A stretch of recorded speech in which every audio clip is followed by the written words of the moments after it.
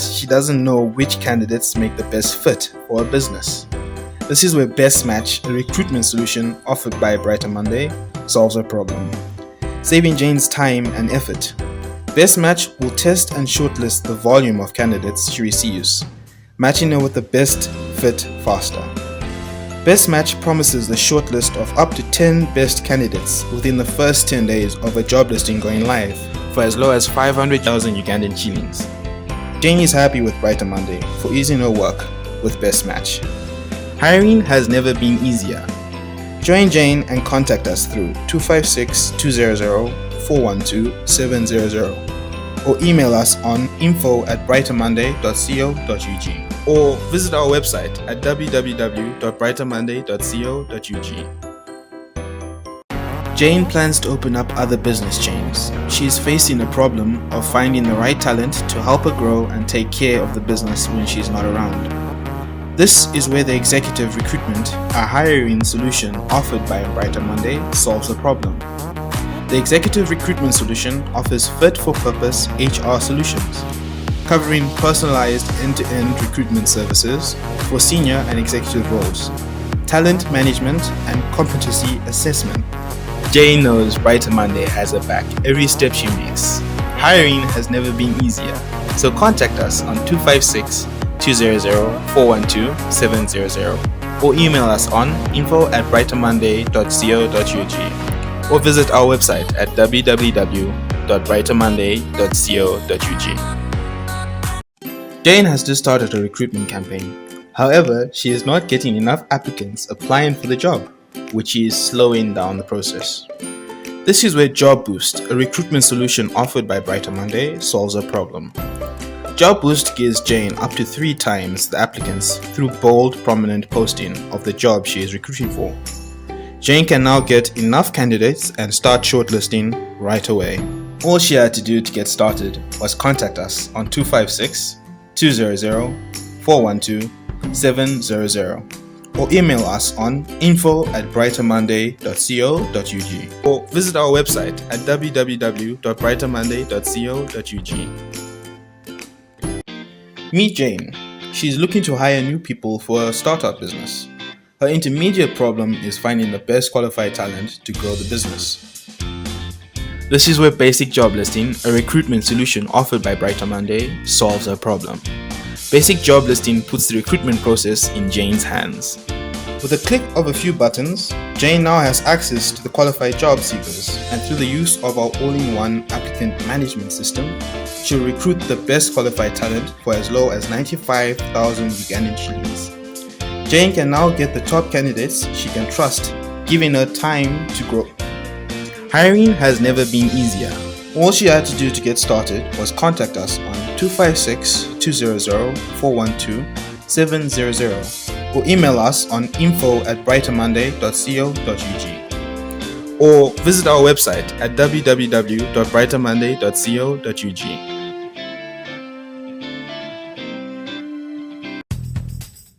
Since Jane joined BrighterMonday, getting qualified and vetted candidates has been easy. How? With BrighterMonday's Pro Recruit solution. Pro Recruit is perfect for emergencies and quick turnaround. Their product takes the heavy lifting off my plate and onto theirs. They advertise my job, evaluate CVs, conduct pre-screen interviews, and send me 5 qualified candidates in 5 working days for as low as 850,000 Ugandan shillings. Hiring has never been easier. Join Jane and contact us on 256-200-412-700 or email us on info@brightermonday.co.ug or visit our website at www.brightermonday.co.ug. With Jane opening up new business chains, she now knows exactly what she is looking for in employees. She uses BrighterMonday Skill Assessment Service, which offers tailored assessments for different job functions, allowing her to test for the core competence and knowledge required for specific roles. For as low as 240,000 Ugandan shillings, Jane can now validate and objectively compare candidates using the assessment performance scores. The different assessment functions are listed for accounting, auditing and finance, sales, human resources, verbal and English proficiency, marketing and communications, aptitude, business development, customer service and support, and so many more. Hiring has never been easier. Contact us on 256 200 415 700 or email us on info@brightermonday.co.ug or visit our website at www.brightermonday.co.ug. Jane has received a lot of candidates while hiring for a mid-level role. The problem is she doesn't know which candidates make the best fit for her business. This is where Best Match, a recruitment solution offered by Brighter Monday, solves her problem, saving Jane's time and effort. Best Match will test and shortlist the volume of candidates she receives, matching her with the best fit faster. Best Match promises the shortlist of up to 10 best candidates within the first 10 days of a job listing going live for as low as 500,000 Ugandan shillings. Jane is happy with Brighter Monday for easing her work with Best Match. Hiring has never been easier. Join Jane and contact us through 256 200 412 700 or email us on info@brightermonday.co.ug or visit our website at www.brightermonday.co.ug. Jane plans to open up other business chains. She is facing the problem of finding the right talent to help her grow and take care of the business when she's not around. This is where the executive recruitment, a hiring solution offered by Brighter Monday, solves the problem.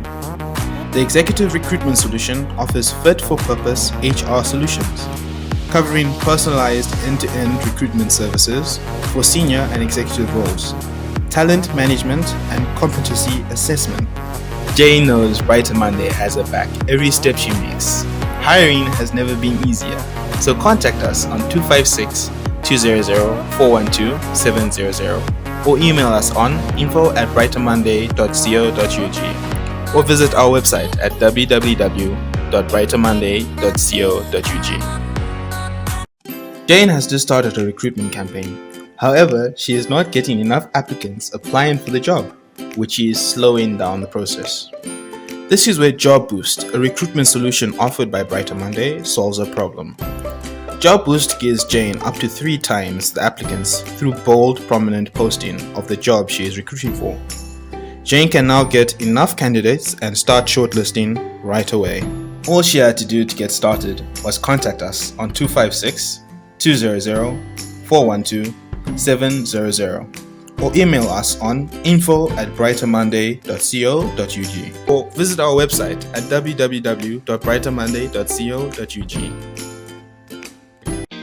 Meet Jane. She's looking to hire new people for a startup business. Her intermediate problem is finding the best qualified talent to grow the business. This is where Basic Job Listing, a recruitment solution offered by Brighter Monday, solves her problem. Basic Job Listing puts the recruitment process in Jane's hands. With a click of a few buttons, Jane now has access to the qualified job seekers, and through the use of our all-in-one applicant management system, she'll recruit the best qualified talent for as low as 95,000 Ugandan shillings. Jane can now get the top candidates she can trust, giving her time to grow. Hiring has never been easier. All she had to do to get started was contact us on 256 200 412 700 or email us on info@brightermonday.co.ug or visit our website at www.brightermonday.co.ug.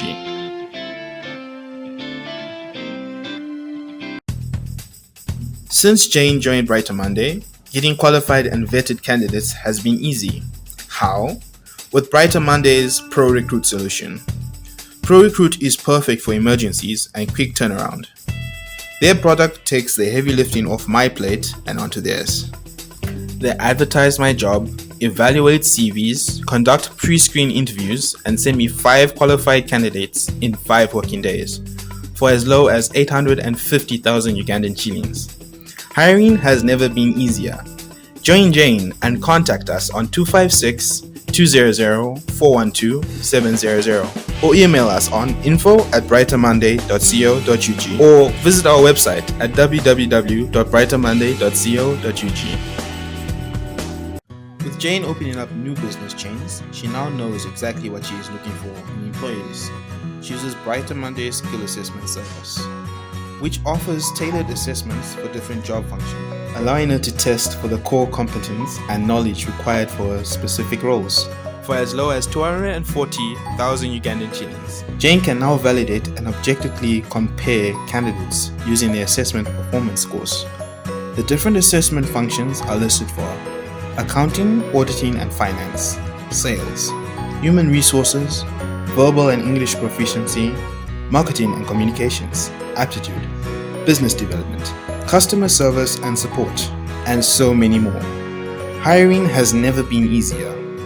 Contact us on 256-200-415-700 or email us on info@brightermonday.co.ug or visit our website at www.brightermonday.co.ug. Jane has received a lot of candidates while hiring for a mid-level role. The problem is she doesn't know which candidates make the best fit for her business. This is where Best Match, a recruitment solution offered by BrighterMonday, solves her problem, saving Jane's time and effort. Best Match will test and shortlist the volume of candidates she receives, matching her with the best fit faster. Best Match promises the shortlist of up to 10 best candidates.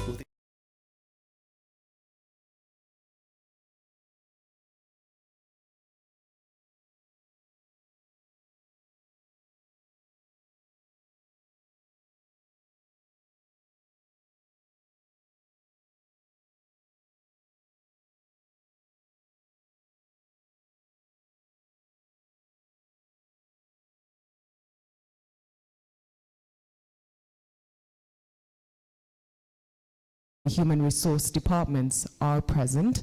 To all the media houses present, thank you.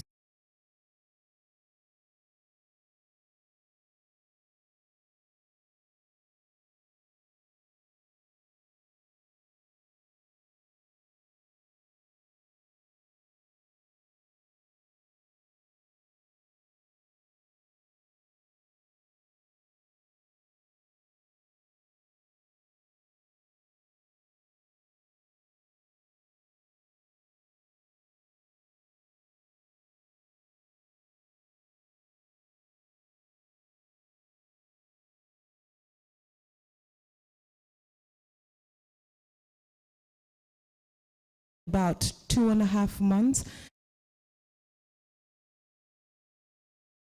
Leveraging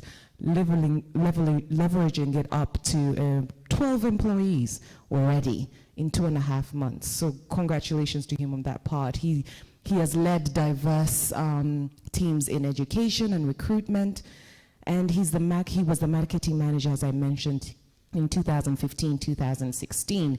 He has a Master of Science in Finance and Investment from the University of Edinburgh, a MasterCard Foundation mentor, and sits on the University Council of the Uganda Pentecostal University. Ladies and gentlemen, please give a warm welcome to the CEO of BrighterMonday Uganda, Mr. Brian Ntambirweki.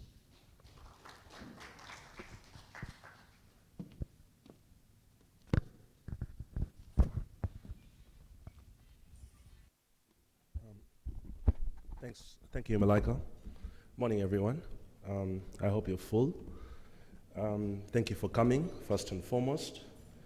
I'm going to take you through our presentation and sort of walk you through what the theme of today is, who we are as a company, our larger corporate identity, and the reason why we're sort of having this conversation today morning.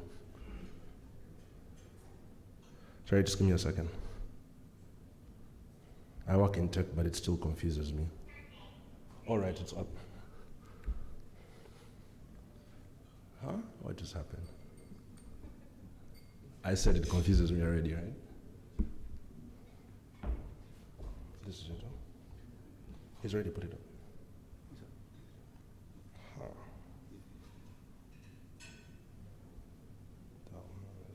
No, top. Okay. I do. I'm ready. PowerPoint thing. Yeah. should have been like Tony, who assured me he's going to just speak.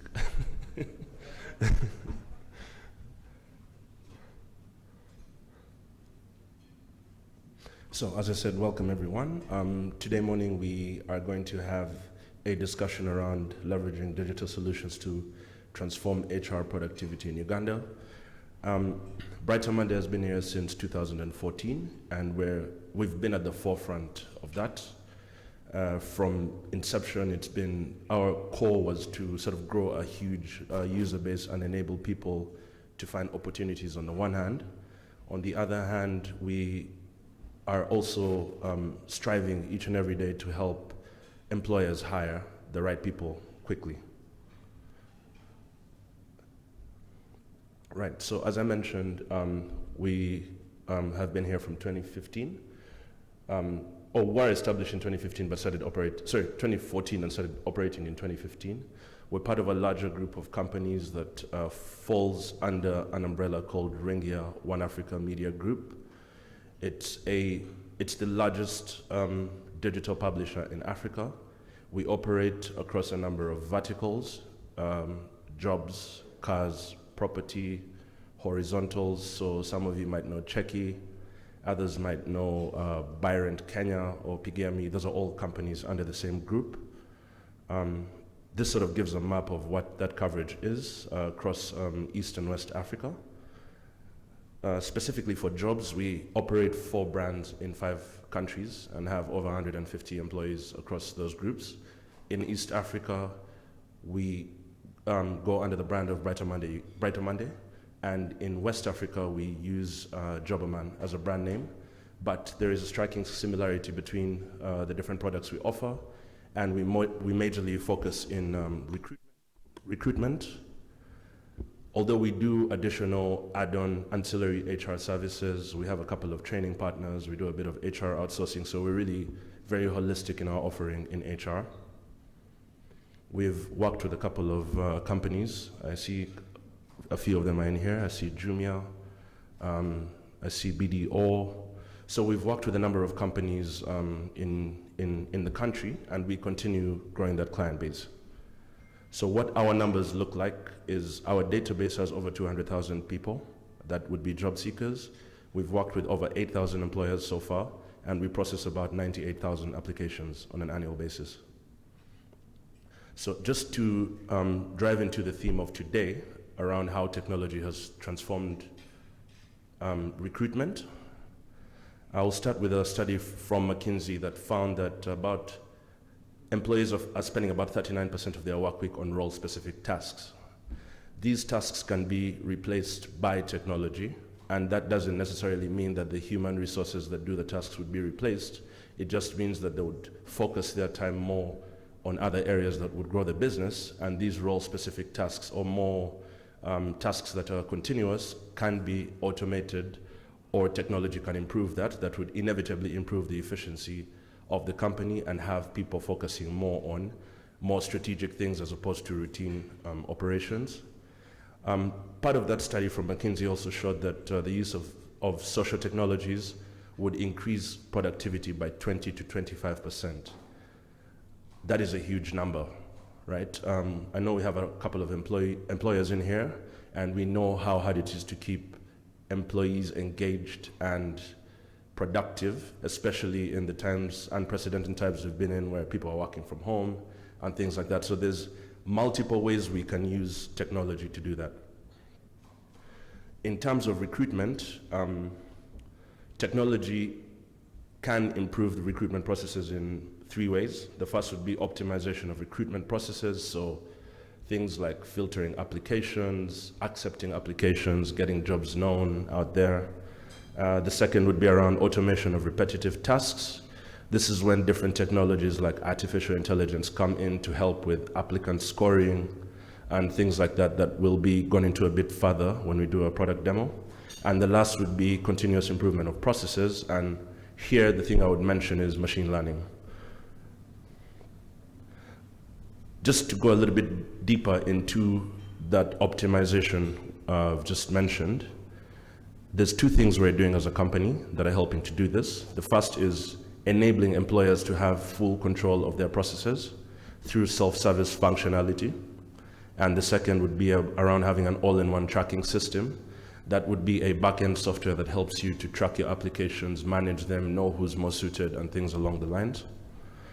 Around automation of repetitive tasks. Just as an example from our data, last year we published around 3,200 jobs on the platform, received and processed over 98,000 applications, which is about 30 applications a job. But as I mentioned in the first point I just went through, by having that level of control and having the technology behind the platform to be able to see how you're scoring and how people are well suited and matched to your jobs, we give the employer much more control, which enables the employer to spend their time on doing more productive things like growing their businesses. I'll go back to mentioning artificial intelligence, which is something we're using quite a lot. We're going to do a product demo on one of our products called Best Match. And what that does is it scores people based on their proficiency towards a particular job, and goes further to do further screening processes such as assessments that further help employers zero in on having the right fits for their jobs. On continuous improvement, a lot of this technology feeds on data. We collect a lot of data just by virtue of the fact that we operate in the technological space. And with this data, you're able to use machine learning to understand how different data points coordinate and how that can enable our products to be better suited to what employers are looking for. So just back on what I said about data points, we have about 10 million profiles and over 1 billion data points on candidates across Africa, which gives us a lot of data to be able to tell what works best for different individual markets. So we're a very data-driven company. Just to summarize what I just said, we strongly believe in using tech and applying appropriate tech at any particular time to enable employers to hire the right people as quickly as possible. Just to show where we've come from 2014 to now, it used to take us 21 days to place someone. Right now it takes us about 5. And that's a result of all the technologies and the infusion of all the technologies I just mentioned before. Again, there'll be a product demo later that will dive into this a bit more. Just to show you what the back end looks like and what the applicant tracking systems do. Like I said, we'll have a video that sort of goes much further into this to show how much control and visibility employers have in this regard. But the other thing we're doing is working with a number of international partners to have adequate assessments in a number of different fields that, again, at the end of the day, the message here is we use technology to enable employers to hire people as quickly as possible and ensure that we're doing that while maintaining quality and ensuring efficiency, while also being cognizant of cost. So I'd like to thank you all. Please enjoy the presentations. I hope we can pick a thing or two. I'm also looking to learn from everyone who's here. I'll say the message one more time. At BrighterMonday Uganda, we help you hire the right people fast, and I hope you enjoy your morning. Thank you. A round of applause for our CEO and the person who paid for our breakfast. Really? He paid? Okay, let me start collecting the money for breakfast. Either club or pay, one of the two. Are we good? Let's have a round of applause for our CEO. I would like to tell you a little bit about myself. My name is Malaika. Yes, it's my actual name. It's not a stage name. My parents had a vision that they would have an angel, and then they had me. So I have been on both ends of the spectrum. I've been an employer and an employee. When I was in university, I started a business. And one of the hardest things to do was to get the right employee for the right position. And you don't have that time, right? So when I heard about what BrighterMonday is doing, I was like, I wish this was there when I was starting my business. One of the reasons I even quit doing that was because it was so frustrating, because value addition, because one thing is, I'm willing to pay you for what you can bring, but I don't know until it's too late that you're not going to give me what I'm paying for. Isn't that right? Employers struggle with that a lot. Employees also struggle with, will you appreciate my value? I have put in all these years of education and experience. are you the right employer for me? So with what Brighter Monday is doing and actually applying this technology, I'm really appreciative, because now so much of the middleman has been cut, and you're able to increase efficiency with something as simple as a click of a button. I have actually gone on the website. Have any of you gone to the website and checked out how it works? Quite fascinating and very progressive. Well, like Brian did promise, we do have a demo to show you how it's going to be done. And this is going to be by a gentleman who recently actually joined Brighter Monday, came all the way from Nairobi, Kenya. He's Ugandan, but he worked hard there, decided to bring his intelligence and what he has accumulated across East Africa to Uganda, and now he's the business development specialist for Brighter Monday Uganda. Please welcome to the stage, Pius.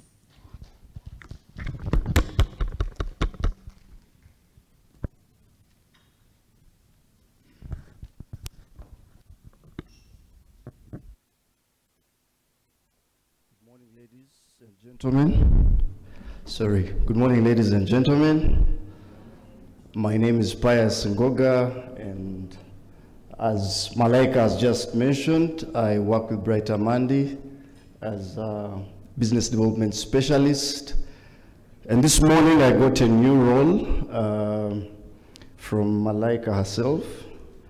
She asked me to be a camera person for the morning, and I hope I've done justice to that. So my role is to take us through a product demo. I'll try not to have a very technical discussion so that we do not lose each other at any point. Sorry. Okay, great. All right, so as you are aware, Brighter Monday is an online recruitment platform. So definitely we're heavily invested on the tech side of recruitment. And what we do have is a platform that enables employers and job seekers come together so that talent is the commodity we'll be trading in there. So we're able to transfer and share quality candidates with employers to enable them fill their openings. So how we do that is, I'll just quickly run through this. As Brian mentioned, we start by attracting. So the Brighter Monday journey definitely doesn't start with the employer. Our journey starts with the job seeker. And we do invest heavily and spend a lot of time engaging with job seekers, understanding them, interesting them to create profiles on the platform, enabling them to develop their profiles to a level that is easy for employers to understand. And that journey has enabled us, as Brian showed, develop a database of over 200,000 job seekers. That number is growing by the day, and I'll be showing you how we go about that. So after doing the attracting, we also do a lot of assessment. So one of the major pain points for employers, as Malaika has mentioned, is if I can find the very many number of candidates applying for my job, what's the guarantee that I'll find the right candidates amongst those many candidates applying? So we do have an intuitive platform that definitely does a lot of assessment, ranking, and then selection. So we save an employer a ton of time, and their time is definitely their money in finding the right candidate, and we do that by assessing. And then thirdly is we do avail or provide candidates in the right quantity and quality. So that is our 3A step process in summary, and that's how the platform works. I'll share a video at the end that will just highlight this journey practically. So how we attract is, like I mentioned, we reach out to job seekers, we interest them to create profiles, and then we do the job posting. So many employers, like Malaika said, have a problem with attraction of talent. So we advertise and smartly market every role to ideal candidates through dedicated email blasts. And what we mean by that is, instead of sending random emails to so many people, we, through AI and artificial intelligence, are able to tell who on the profile, who on the platform matches a particular job, and that is how we do the dedicated email blasts. We also promote it through social media publishing on all social media channels, just to generate enough interest. But like I mentioned, we do have a growing database. So while an employer will sit in their office, develop the JD, make sure that the role and the job audit is fully done, on the other side, for us, we are preparing the right job seekers to find that opportunity. So we meet in the middle and create value for all parties. Then we do also have assessments. How do you get your best candidate? So we've also developed and embedded world-class assessment tools, both for personality testing, functional-related testing, and then we can also do role-specific tests that are customized for different jobs. And that, again, is something that we work even before we do engage with any employer. So functional areas like sales, accounting, marketing and communication, and many others, project management, IT, we're able to run we're able to run assessment tests to make sure that you have the right candidates in terms of culture, but also in terms of competence. So that, again, is a unique advantage in terms of our platform product process. We help organizations definitely match and balance their culture fit and competence fit through robust assessment. So we've partnered with PeopleTree, Interview Mocha, PDA International, and a host of other assessment tools. All right. Yeah, so, and lastly is, how do we avail these candidates? So we have a product that is online, meaning accessible from wherever you are. Any business in Uganda is able to access the platform. And then we also have a platform that has packages to match different segments or sizes of companies. So what we do is we have a basic listing. This one definitely and has worked so well in terms of advertising for roles.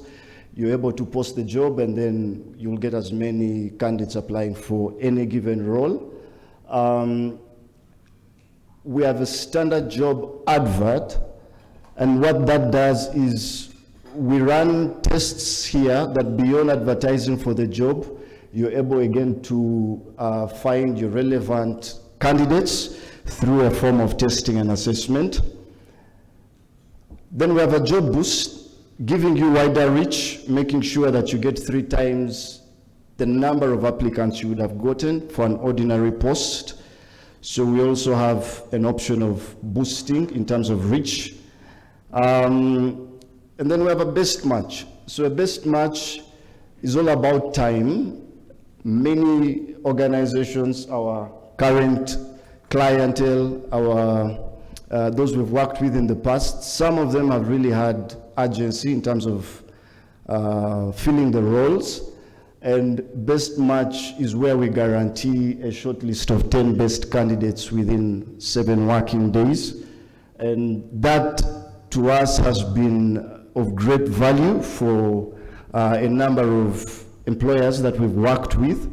So we try to solve the problem of lag time between the time you post the job and the time you get the kind of candidates you want. So we've developed a product that allows you find your best candidates in the shortest possible time, 7 working days at most. And then we have ProRecruit, which, again, through AI and then the intuitive platform, we're able to share 5 qualified candidates within 5 working days. So what we're doing is we're saving time, but we're also attracting the best candidates and also helping you understand them in terms of fit for role, fit for organization, and how well they would sit with an organization. So for us, we don't look at our platform as a product, but as a place of engagement for employers and job seekers, match that and bridge that gap, leveraging technology as the discussion is for the morning, and then save time and money in the end. So that has been that short journey that I would like to wrap up. So we also do have embedded options where we embed employer career pages, websites, ATSs with our platform, and that allows direct transfer of applicants to employer sites and pages. So you take the advantage of our mass database and mass reach, but again have your hub of receiving all applications in one place through an embedded option.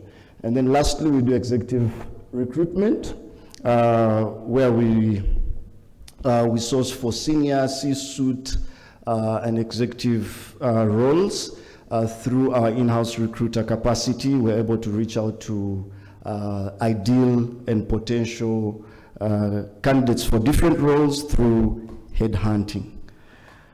I think that will mark the end of my demo, but then I'll request that we just watch this video. It's about our best match product, which will give you an overview of how the package works and what value we provide through that very package. So let's kindly watch the video. Jane has received a lot of candidates while hiring for a mid-level. Jane has received a lot of candidates while hiring for a mid-level role. The problem is she doesn't know which candidates make the best fit for her business. This is where Best Match, a recruitment solution offered by BrighterMonday, solves her problem, saving Jane's time and effort. Best Match will test and shortlist the volume of candidates she receives, matching her with the best fit faster. Best Match promises the shortlist of up to 10 best candidates within the first 10 days of a job listing going live for as low as 500,000 Ugandan shillings. Jane is happy with BrighterMonday for easing her work with Best Match. Hiring has never been easier. Join Jane and contact us through 256-200-412-700 or email us on info@brightermonday.co.ug or visit our website at www.brightermonday.co.ug.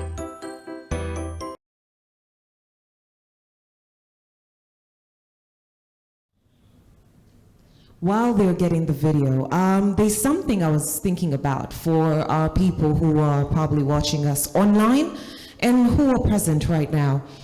The way I look at BrighterMonday, okay, who's married here? Hands up if you're married. All the gentlemen are married, really? I thought today was my day. All right, if you're single, but when you were before you got married, you were single at some point, right? Remember the dating process? Imagine if you had a BrighterMonday solution for someone to quickly go through the applicants for you, be able to give you the emergency, contact list, filter through, know what you need, get who has what you need, and put you together. And I think that is what our system needs right now in the employment sector. We need someone who knows that this is the right fit for this person, for this job and for this employer and for this employment. Because we are always wasting time figuring it out, getting to know each other for years and years. Yet things need to be done today. We need to be efficient today. So with BrighterMonday, I hope we're understanding that we're leveraging these digital solutions to human resource productivity in Uganda. And I hope that our people who are from the human resource departments here walk away with something to take back to the different departments back in their companies and tell them, hey, in case there's a job that needs to be filled, this is the solution. If you're at home and you have your family members, your friends who are job seekers, this is their solution. So, At this point, I'm going to call upon our Pius again, who is going to be the moderator for our panel discussion. We do have 4 different panelists, and Pius will be introducing each one of them.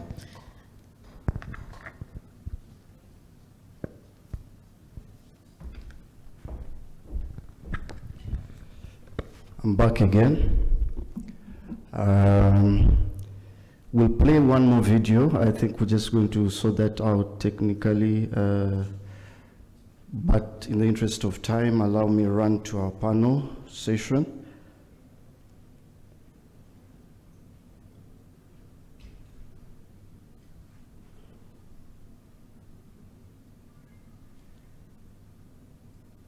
All right, so to dive into our conversation for this morning, we'll start off with a panel discussion, which will allow us to go a little bit deeper into the aspect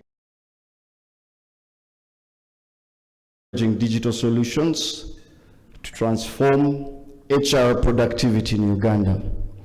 And we have an incredible lineup of panelists that I'm privileged and honored to introduce to you. And I will invite them up here one by one in no particular order. I'll start with Mrs. Doreen Muhangazi. Doreen is the current Secretary General for the Human Resource Managers Association of Uganda, and she also does her 9 to 5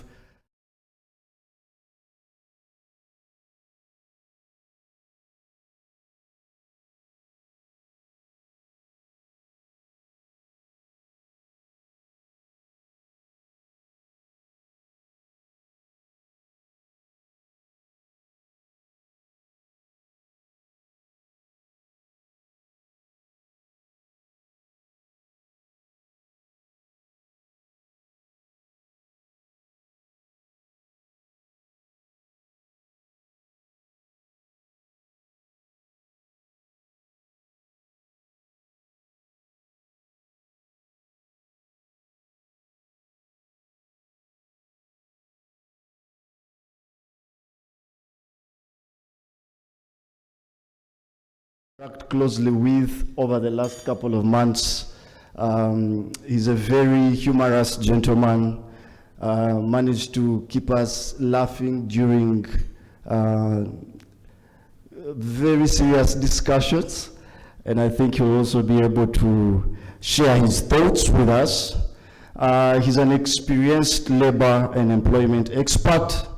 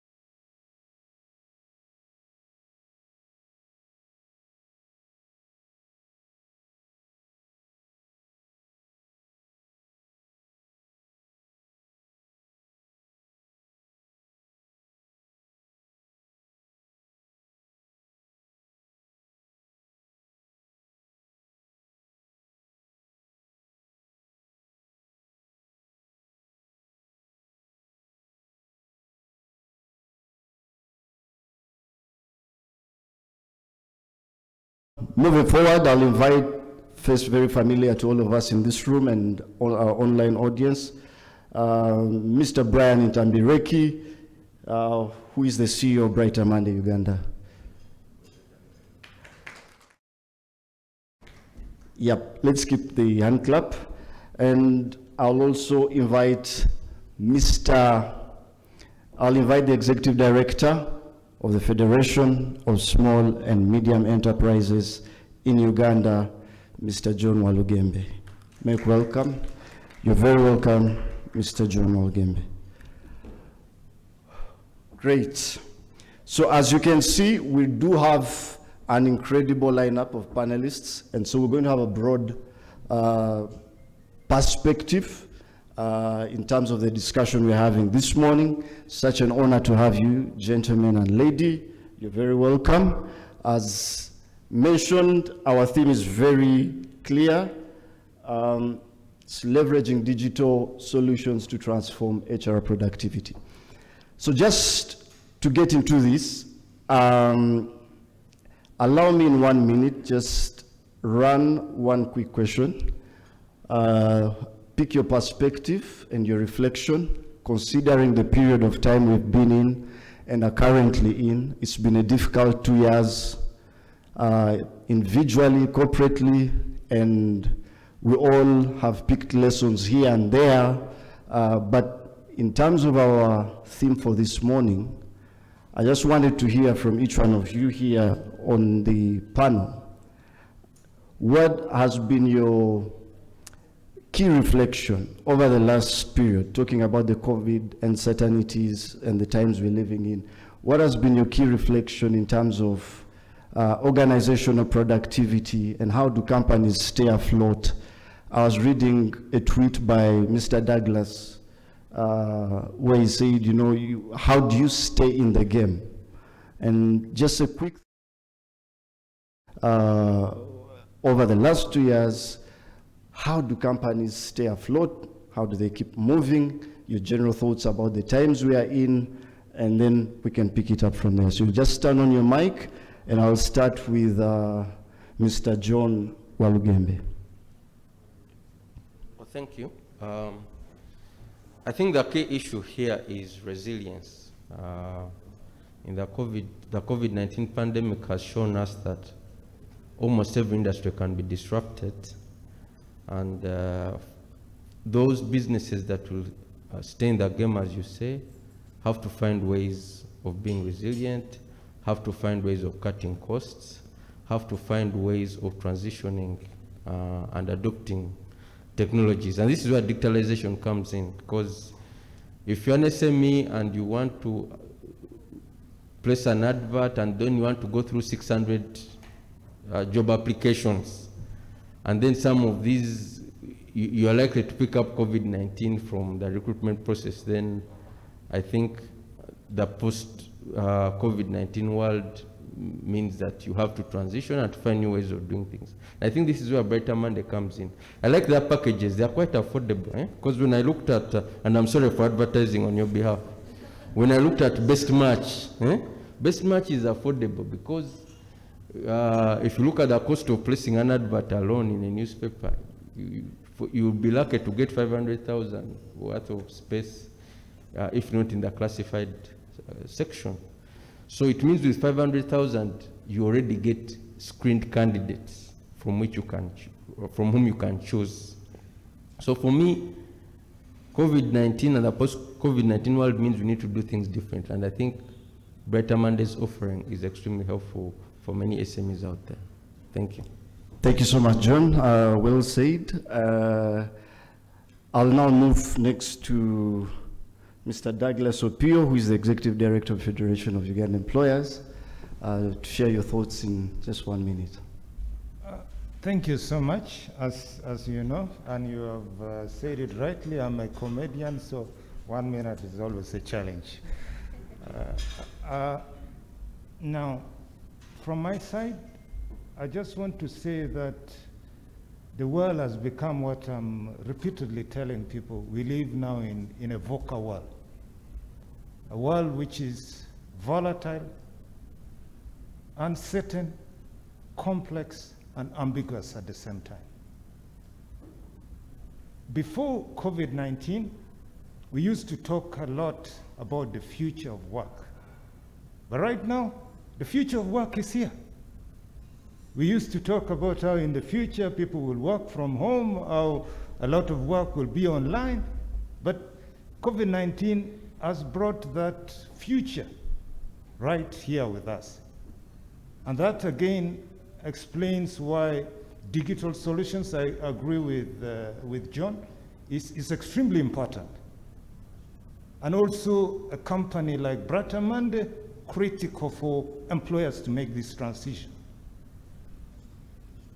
The other thing, of course, I want to raise is for companies to recalibrate, to rethink the way they do business. Because if I'm to put it, it's business unusual. We have never had to do business with lockdown, whether partial or full, so you definitely cannot continue to do business the same way. Even when you get employees, you can't do it the traditional way. You need complicated assessments, like Pius was talking about, to be able to find the right fit. Because it's not just hiring for competence, but also hiring for attitude. People have to have the ability to work on their own. And that's squarely down to attitude, the self-drive. You can't teach that. You can't teach somebody to be self-driven. So when you need a proper assessment to be able to understand that. And at the Federation, we have been working a lot, especially also including SMEs, to help them do business continuity plans. Because we thought the world would be the way we like it, but unfortunately not. In Uganda, especially our small and medium enterprises, they are what you would call forever young. They never grow at all. They're just like that. So thank you so much. Those are my thoughts, but I think we live in a VUCA world right now. Thank you. Great, great, great. I hear the same message we had from John, constantly find new ways of doing things. And I'll ask Mr. Brian Ntambirweki to share his 2 cents on that, just in 1 minute. Thank you. So, first of all, I have 2 very good brand ambassadors next to me. You should see how to make that work. So, just to build on what's been said already, I think a lot of pivoting needs to be done. John mentioned cost cutting, but I think reappropriation of resources would be what I would call it, right? If there are things in a business that are not productive or are not working in a particular way, those resources need to be shifted elsewhere. In terms of volatility, I think this world has been through quite a bit. We had a very, very, very bad financial recession not too long ago, not even 20 years, but we emerged from it. So while a lot of circumstances create ambiguity and volatility, they also create opportunities. And I think the businesses that are able to thrive and reinvent themselves and pivot out of those situations are the ones that end up being the generational sort of businesses. The last thing, back to my brand ambassadors, I'll now be my own brand ambassador. We need to stop complicating things. If you're a company and you're an SME, for example, you don't have an HR department, you can't manage a recruitment process. The best thing to do is outsource that process to somebody who can. By somebody who can, I mean BrighterMonday, right? So we need to to start thinking along those lines of trying to own and overly control things we don't understand and hand them over to professionals. Thank you. Thank you, Brian. Lastly but not least, Mrs. Doreen, your quick 2 cents, because you have 2 roles that are very critical, sitting at the Human Resource Manager's Secretariat, as well as being an active HR practitioner at Sanlam. Your perspective on how businesses can still cope in this period. All right. Thanks a lot, Pius. The advantage of coming last is that you can say, my answer is similar to what these guys have already mentioned.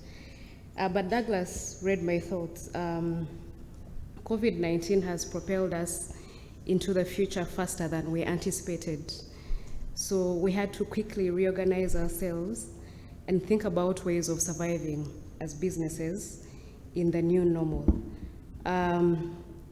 Over the last 2 years, almost 2 years, what most businesses have realized is that IT is no longer just a business enabler. Previously, IT professionals used to sit in the server room and help employees to connect machines, to power their machines whenever there would be issues. But that has changed. IT has become a quintessential part of the business. And for any business to survive, whether it's an SME or a multinational, your IT person ought to be on the strategy table, not in the server room. That is the only way you're going to make a difference, because by being on that table, they will understand your operations and they will be able to go back and craft solutions that are going to help you. Yeah, so those are my 2 cents about the last 2 years.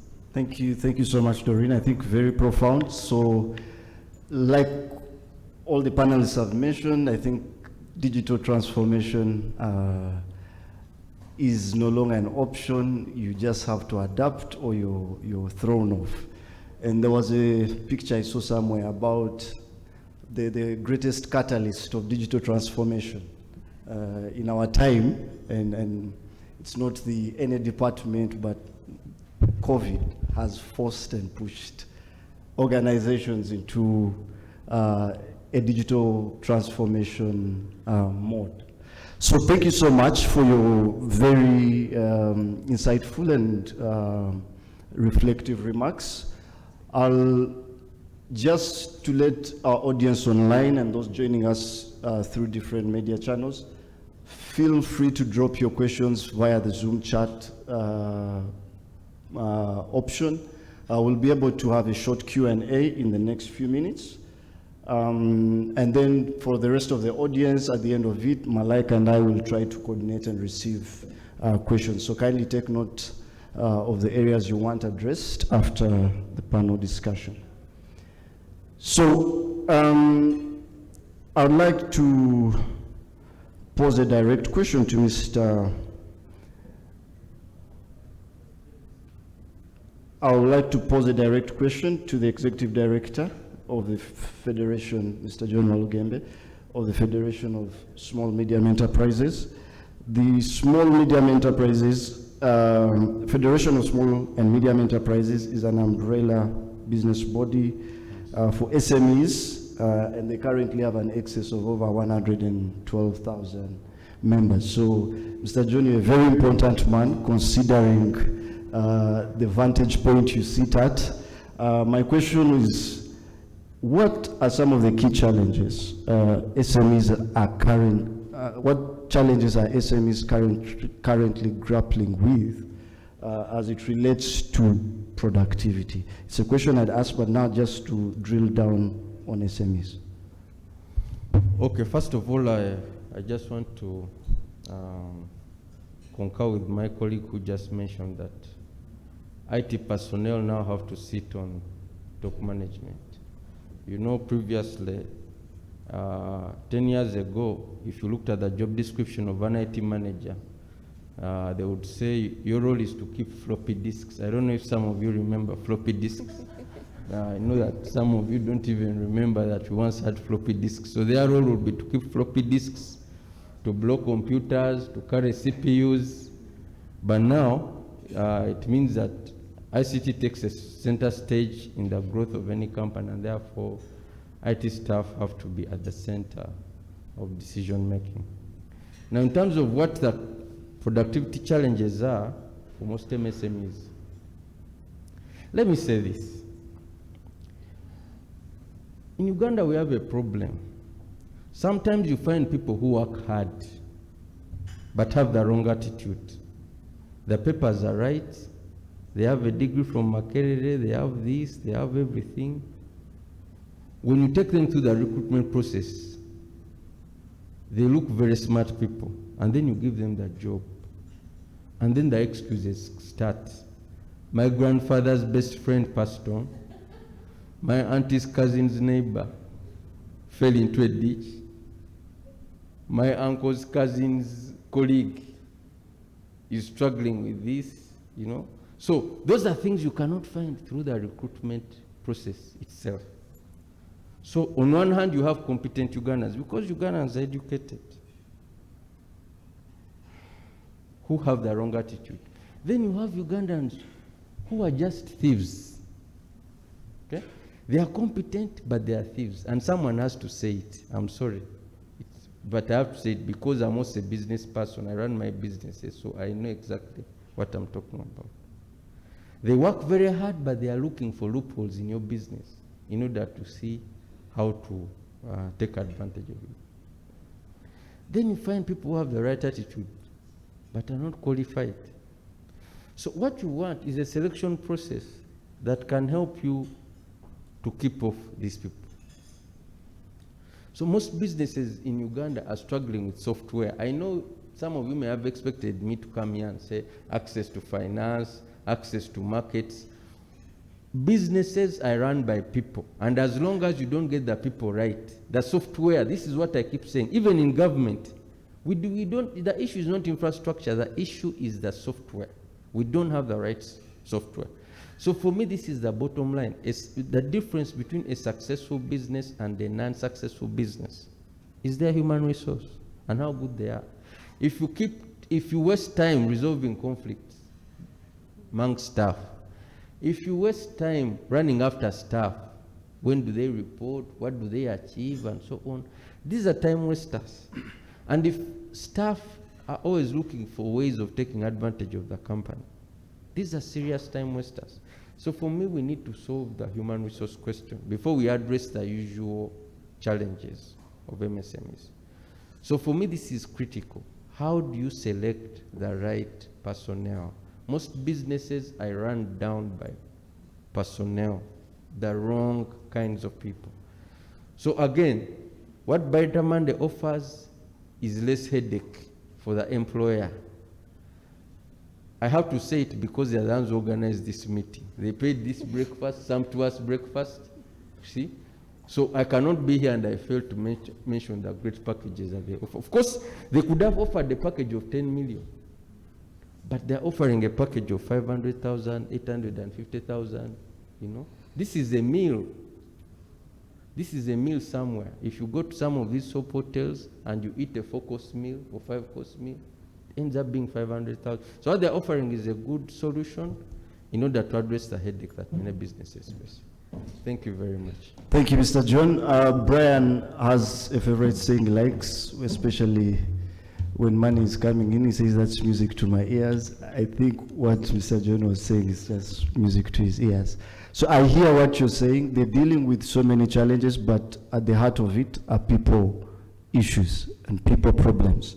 So then my next question will go to Brian. How then can SMEs use technology to address some of these people problems that they're currently grappling with?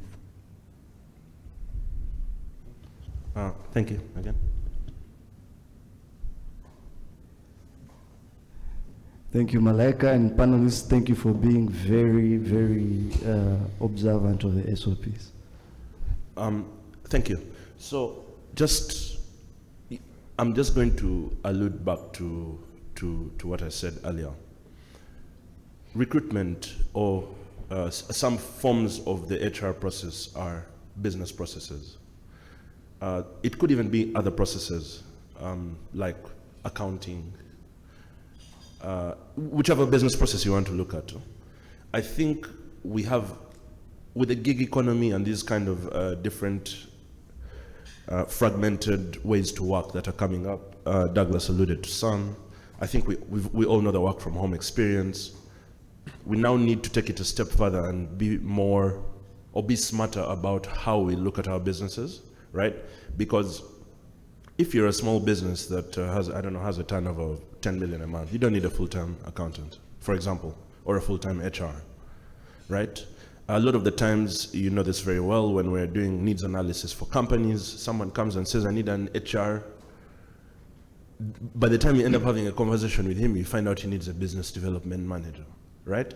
So that guidance and that lack of understanding, right, roots back to the fact that I think at the core we need to realize we're not professionals or not experts at everything. And I'm speaking as business owners, because we tend to have a lot of legacy issues, right? You set up a business, it grows to a particular point, you don't want to allow it to go further, you don't want to systemize it, you don't want to put adequate processes.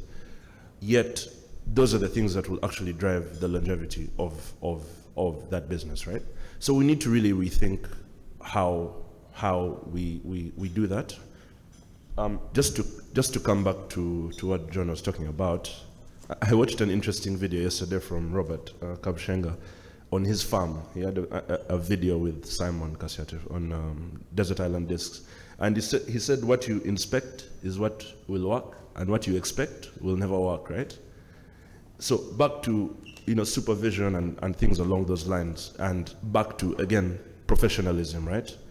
If somebody is going to work per hour and knows that if I don't deliver X within this time, I won't get paid, it changes their attitude, right? Coming back to what John was saying about people. We need to be very, very dynamic in the way we think about the way we should manage people, and stop being in this very static mindset of it has to work like this. You have a bloated organization structure. Then you end up bringing the wrong people in because you hired your cousin's relatives or your wife's relatives, whatever it is, right? You know how it is. So we really need to move away from that and start viewing our businesses in a very professional manner, right?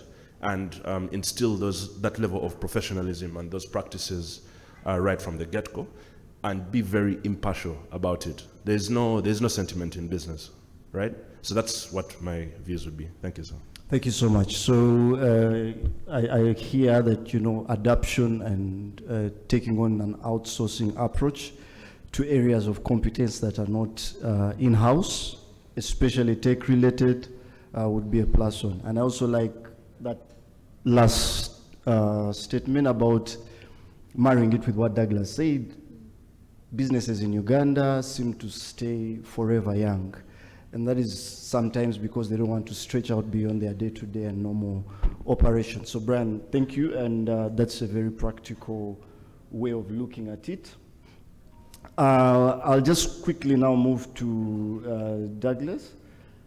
We'd like to hear from you about, in this digital era, with the digital transformation, the tech that we're all talking about, what are some of those low-hanging opportunities for SMEs to tap into, take advantage of for their betterment? We want to see them move from forever young to teenage and upwards until they are mature businesses. So take it on, Douglas. Thank you so much. The quickest they can tap into, the first is the people. Most SMEs, whether you have 3 or 4 people, it's adequate. But then don't look at the people in terms of the positions. Look at people in terms of the role execution. Because at the moment, we tend to copy and paste.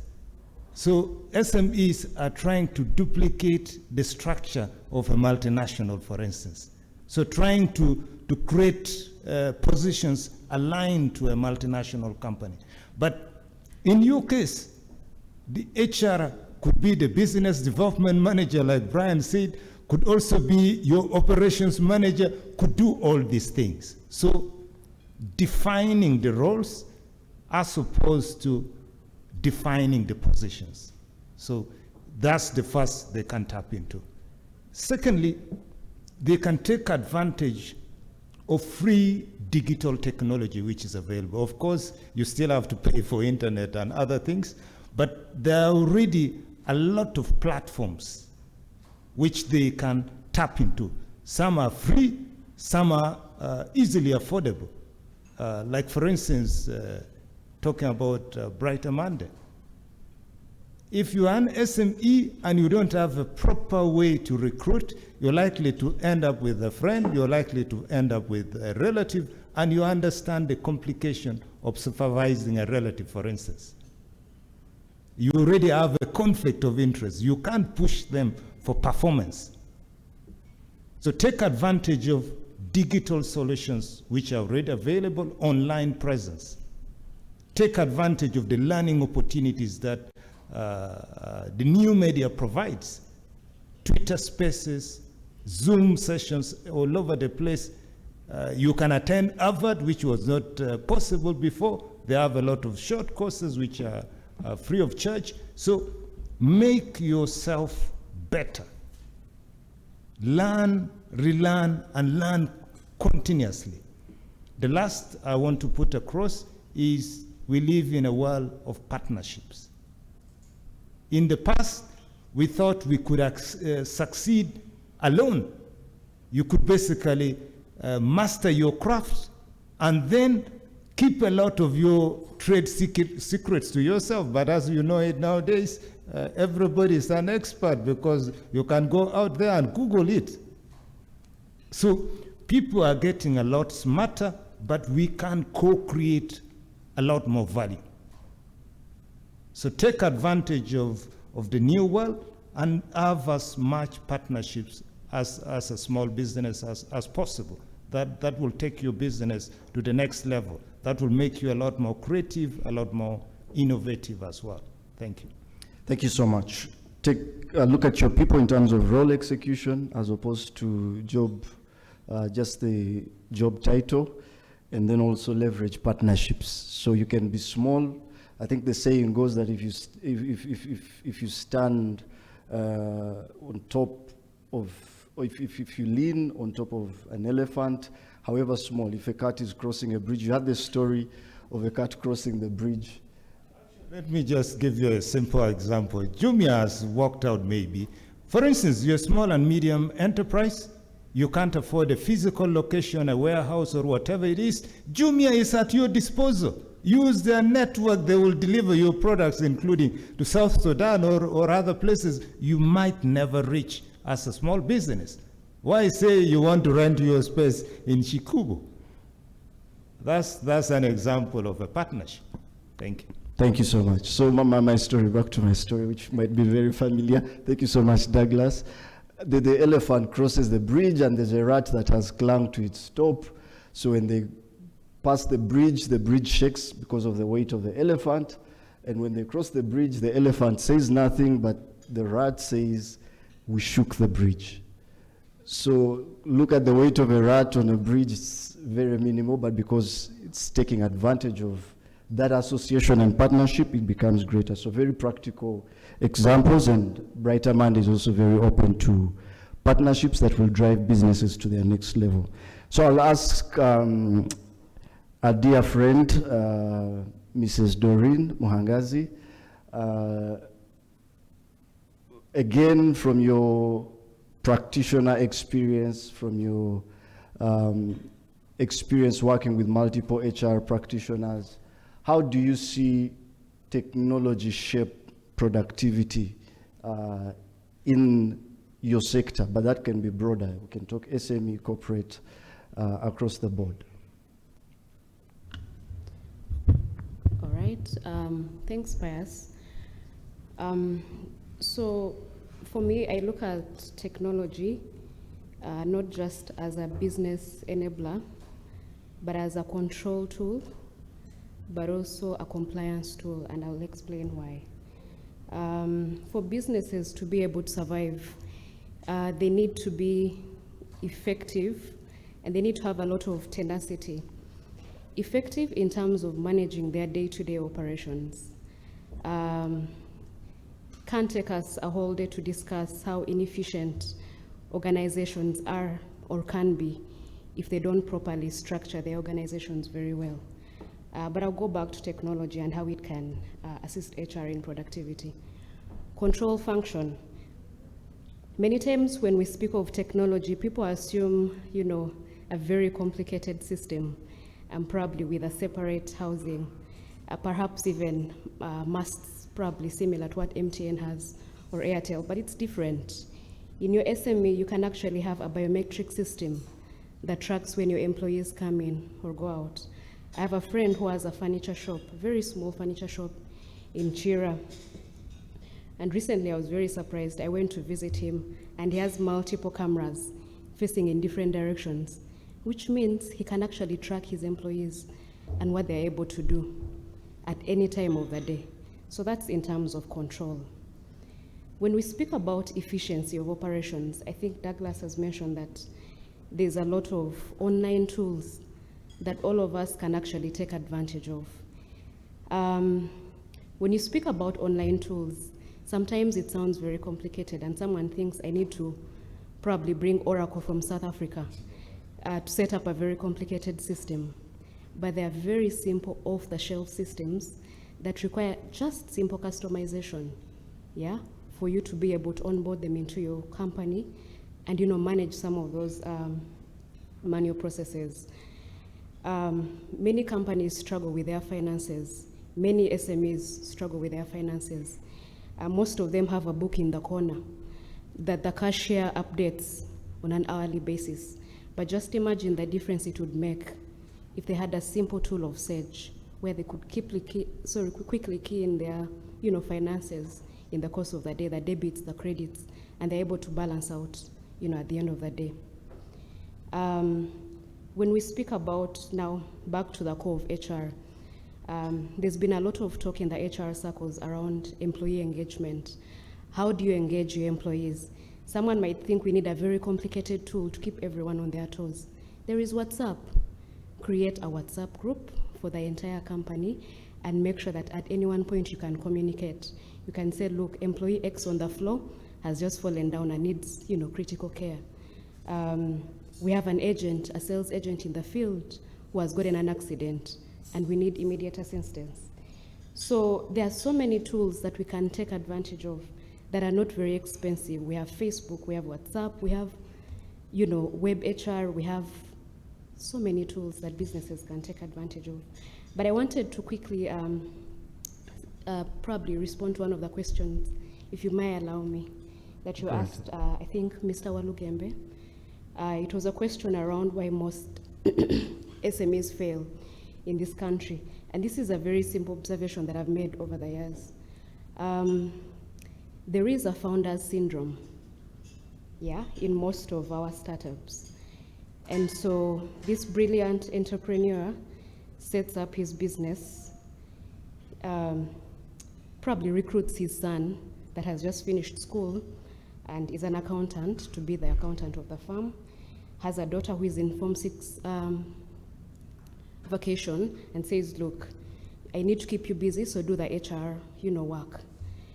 And so that way, this guy, the entrepreneur, is both the business owner, he's the manager, he's the CFO through the son, he's the HR professional. In terms of the finances, it means he can easily move money from, any of his accounts, because remember, he's the sole signatory. It's not like he has a professional finance manager who'll say, hold, you can't touch company accounts, Please stick to your own personal accounts in order to run your separate individual businesses. So what happens, this gentleman looks at the accounts, a lot of money is coming in, the business seems profitable. Remember, he's also setting up apartments in Nigeria. So he says, look, I have enough cash. Pulls the business money, adds it onto his construction site. That has a very huge implication. Because remember, at some point, suppliers ought to be paid from the business side. Employees ought to be paid. NSSF URA is knocking on your door, and they need you to do the statutory remittances. So we need, as we, build our businesses, we need to think about strong corporate structures. And you don't need to complicate them and adopt a structure of a multinational, but have distinct lines across the different functions. If it's HR and you can't do it in-house, please outsource it. If it's recruitment that you can't do, and according to your skills and competences, that you can't recruit, please outsource it to companies like BrighterMonday. If you know that you can't do finances, you don't have to bring on board an accountant that you're going to pay 17 million on a monthly basis. Get on board one of these accountancy firms. Let them outsource their accountant probably once in a month or even once in a quarter to come and look at your books. Because you having a solid business with proper governance structures means a lot. Because it means even in terms of attracting capital, to be very easy for you. Donors will want to look at your books. Yeah. How do they look like? How are you structured? Is it a one-man show? You actually have proper structures in place. So founders' mentality is one of our biggest challenges that I think most of us need to think about and perhaps try to address as we grow our businesses. Thank you. Thank you so much, Doreen. That's very elaborate, and thank you for actually painting the picture both from an HR angle, but also looking at an SME as an entity, and that's a big problem and a big challenge. I have one last question. In the interest of time, we'll be, I think, transiting, but just one last question. I'll ask this to Mr. John Walugembe. The COVID-19 pandemic, which is still ongoing and we're still grappling with issues and consequences of the same, has affected SMEs. I think so many have closed. I don't know what the statistic is around that. So many are planning to close. Some are closing right now as we speak. But how do they recover? How do they bounce back? What recovery pointers can you share? Okay, thank you very much. The Federation has done the most comprehensive analysis to date to assess the impact of COVID-19 on the MSME sector in this country. Some of the findings are the following. One, first of all, the pandemic seems to have affected women and youth-owned businesses, MSMEs the most. Two, a lot of businesses have had to kind of rely on personal savings to get through the two lockdowns that we've gone to. About 68%, 21% have had to sell off business assets, 36% at the time of the survey were at risk of closure, and some have already closed. As a federation, we've been at the forefront of ensuring that we have some form of recovery support, because when the economy is shocked the way it is by such crises, you have to have some form of government intervention to stabilize the market, because the market is not as efficient as we think it is. And part of what government has done is initially to put up a stimulus package. That initial package had some challenges in terms of implementation, and we felt it was not as comprehensive as it should have been. After the second lockdown, government has now put in place a $200 billion package to support small businesses to recover. And what we are told government is that don't just look at the financing, also look at the processes.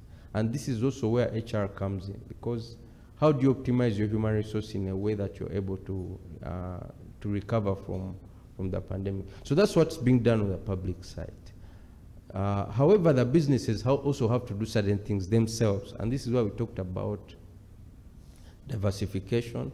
There are businesses that are in sectors that are going to take time to recover. The tourism sector, for instance, we all want it to thrive, but it's going to take some time. The education sector, the entertainment sector, these sectors drive consumption, and unfortunately they are still closed. It's not clear when they'll be reopened. Yes, tourism has been opened, but for all intents and purposes, it won't pick up for some years. So businesses have to diversify, one. Two, businesses have to consider adopting technologies. Three, businesses have to cost cut. And four, businesses need to keep learning. It's very, very important in this new in this new normal. So for me, those are the strategies that I would recommend internally, in addition to the external, for them to recover from the pandemic. Thank you. Thank you so much, Mr. John. I think those are very practical steps that can be adapted. So we'll take two questions, any two questions from the audience. Yes, if anyone has a question to any one of our panelists, you can raise your hand. I'll walk to you with the microphone while I wait for you. Perfect, we have Matthew, all right. You introduce yourself, where you work, and if you're directing the question to a specific person, you can do that. Good morning. My name is Matthew Foster with Masma Ministries in the Jinja area. And one of the things that we've seen with leveraging the HR productivity is that those in maybe more professional industries, such as finance, HR, procurement, they are very much leveraging these online tools to look for jobs, to be able to find other opportunities in the market. But we also see those who are not so used to using that. They're used to seeing the advertisements in the newspapers. They're used to WhatsApp movements, all of those things.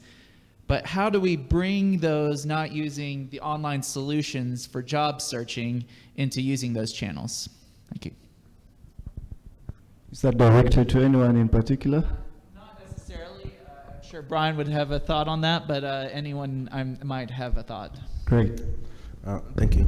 So it's a tall order, really, to be honest, because first of all we need to work on the access to internet. Then after that you need to go with the education of using these tools to the people who are not using them. Within the professional services, I think it's already happened.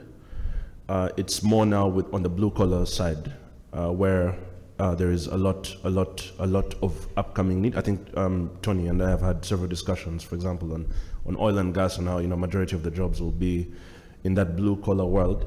So that's something we've been doing longer term 3-year plans and trying to figure out how we can bridge that gap.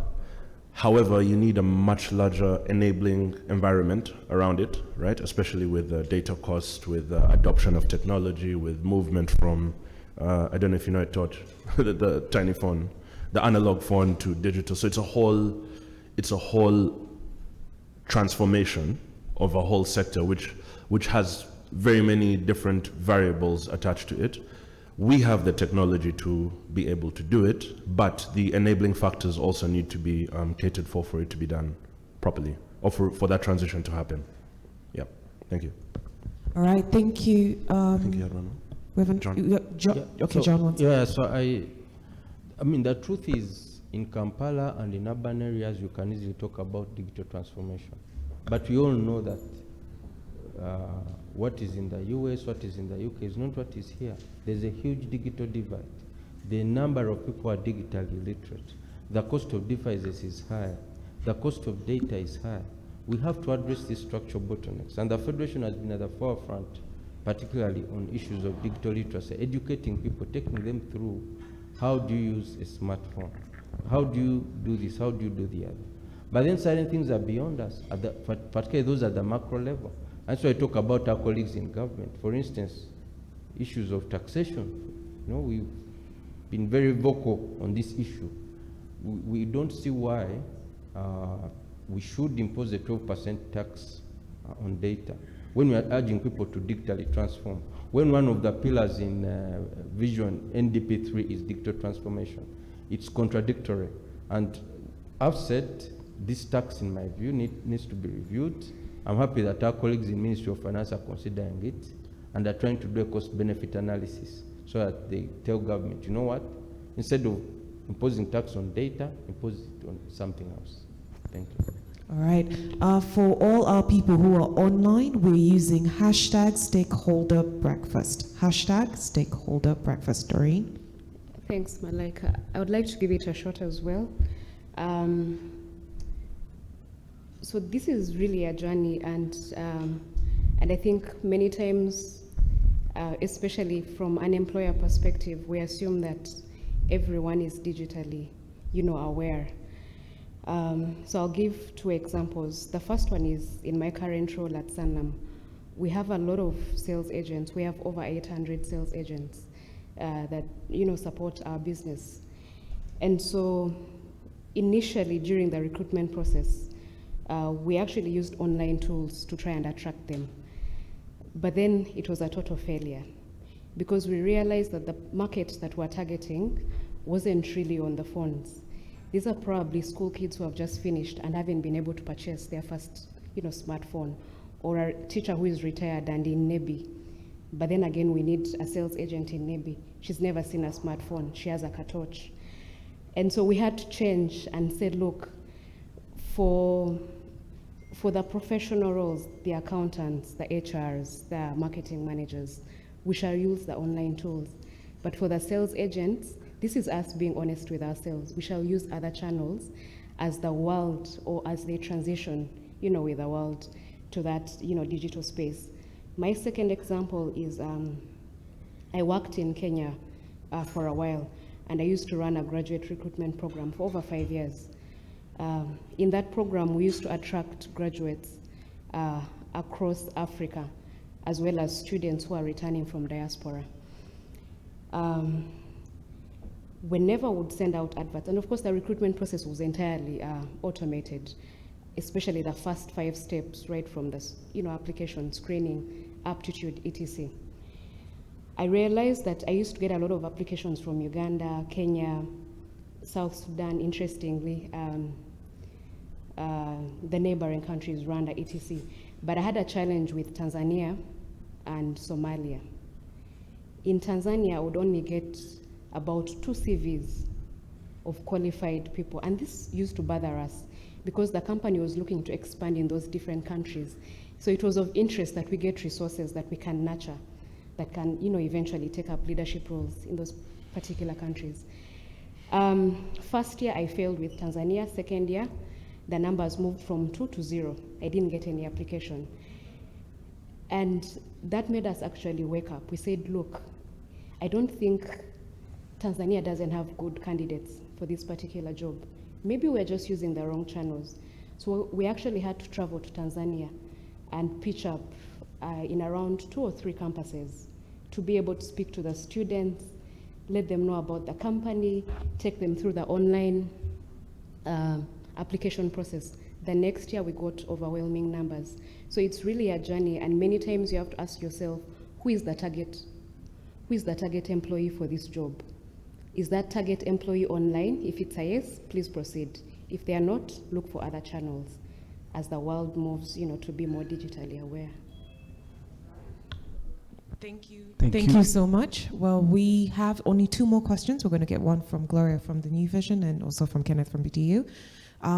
To my panelists, in the interest of time, kindly keep the answers short. Question? Malaika, could I also request that we take the 2 questions at once and then we have the panelists answer? Good morning, everyone. My name is Gloria Kaitesi. I'm from New Vision. I liked Mr. Walugembe's submission, and I noticed there's been no comment or further comment, and this is for Brian going forward. The issue of behavioral competencies. It's all well and good that you're able to get people that match the technical competences, will do the competency-based, assessments, the psychometric tests and everything. But today, we really have a challenge. I don't know what has happened to all of us as a country. We are in a hurry to get to places, and it's a major issue. I don't think it's necessarily a question, but maybe a suggestion. You may want to make sure that the references, the checks, because this is also the reputation of your company. Unfortunately, again, for FUE and the HR Managers Association, you call individuals from organizations and you ask for references. I think because as a country we are polite people, we don't give honest references. Even when we know that the individuals have had certain issues, we don't say. So that is something that we really need to look into, that you begin to sieve your databases. But also for us as HR and FUE, I don't know how we can do that and make sure that there are alerts and we begin to sieve out these behavioral issues because they're becoming a major issue.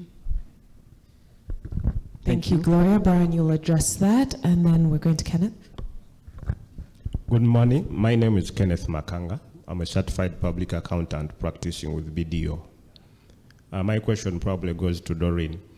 I think in my position, as we really have great young people in our organization, and I think our median age of The young guy is about 25.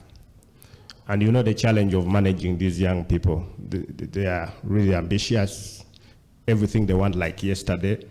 So my question to you, Doreen, how do you keep such young, energetic people ethically grounded and productive when they want a car? They want to drive like the car you're driving tomorrow. So how do you do that? That's a very good one. I need that answer. I'm one of those young people. All right, handing over to our panelists. Thank you, Malaika. Gloria, thank you. That's a wonderful question. So currently we work with a company called Referoo that standardizes the reference checking process, right? But I still, it's good, but it doesn't address what you're talking about, the politeness. The politeness you mentioned is a huge thing. I always wonder in Uganda why people are in a hurry, but they're always late, by the way. It beats my understanding all the time. In terms of solutions, there's something actually I meant to talk to Douglas about. There is a company called Diwala. I know it's working with Stanbic. And what Diwala does is they give digital certificates based on blockchain. And as I think a lot of us know, blockchain data is not corruptible. So they're in the middle. We've been discussing, they wanted initially to do education checks, but the employer's need is almost never with checking educational background information. It's always the employer part. So I know they're in the middle of developing a product. We're probably going to do it together that tries to solve that particular problem you mentioned. And I think Douglas and I are going to have a conversation further about how we can leverage the umbrella he has with especially big employers to roll that out and make sure we're receiving accurate information. The other thing I wanted to mention on behavioral competency, I think one of the overriding themes of the times we're in right now is that it's stopped being just about functional capacity or functional capability, I would say. There needs to be a whole focus on how well somebody's personality fits into an organization, right? Because if you have, say, an introvert, I don't know all these psychometric profiles, but you have two differing profiles or two very similar profiles, yeah, they're probably going to crash or not crash, right? So I think as employers or as HRs, we need to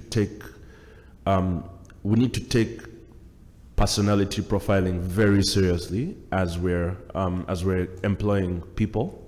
Of course, I have to be my own brand ambassador. We do this. We do this very well, and we work with People Tree that have been doing this for a very long time. So we do have these different tests. So for the behavioral mapping, right, or the behavior mapping, I would say it's definitely something that every employer should do, even with their current staffing. It's probably some of the things that would improve productivity that we were talking about earlier, to sort of see and map how those different people relate, how the subordinates relate with their first of all, with their peers, how they also relate to their managers. It's a very important thing to know how somebody fits into the culture of a company. Thank you. Thank you so much. Doreen, in 1 minute, if you could respond to Kenneth's question. All right, 1 minute is a very short time for a lady, but I'll try. All right, thank you. Thank you for that interesting question. And I'll tell you for sure, I'm facing the same challenge. My average age at Sanlam is about 29, 28, more or less the same. And recently I was introduced to another generation of future workers called centennials.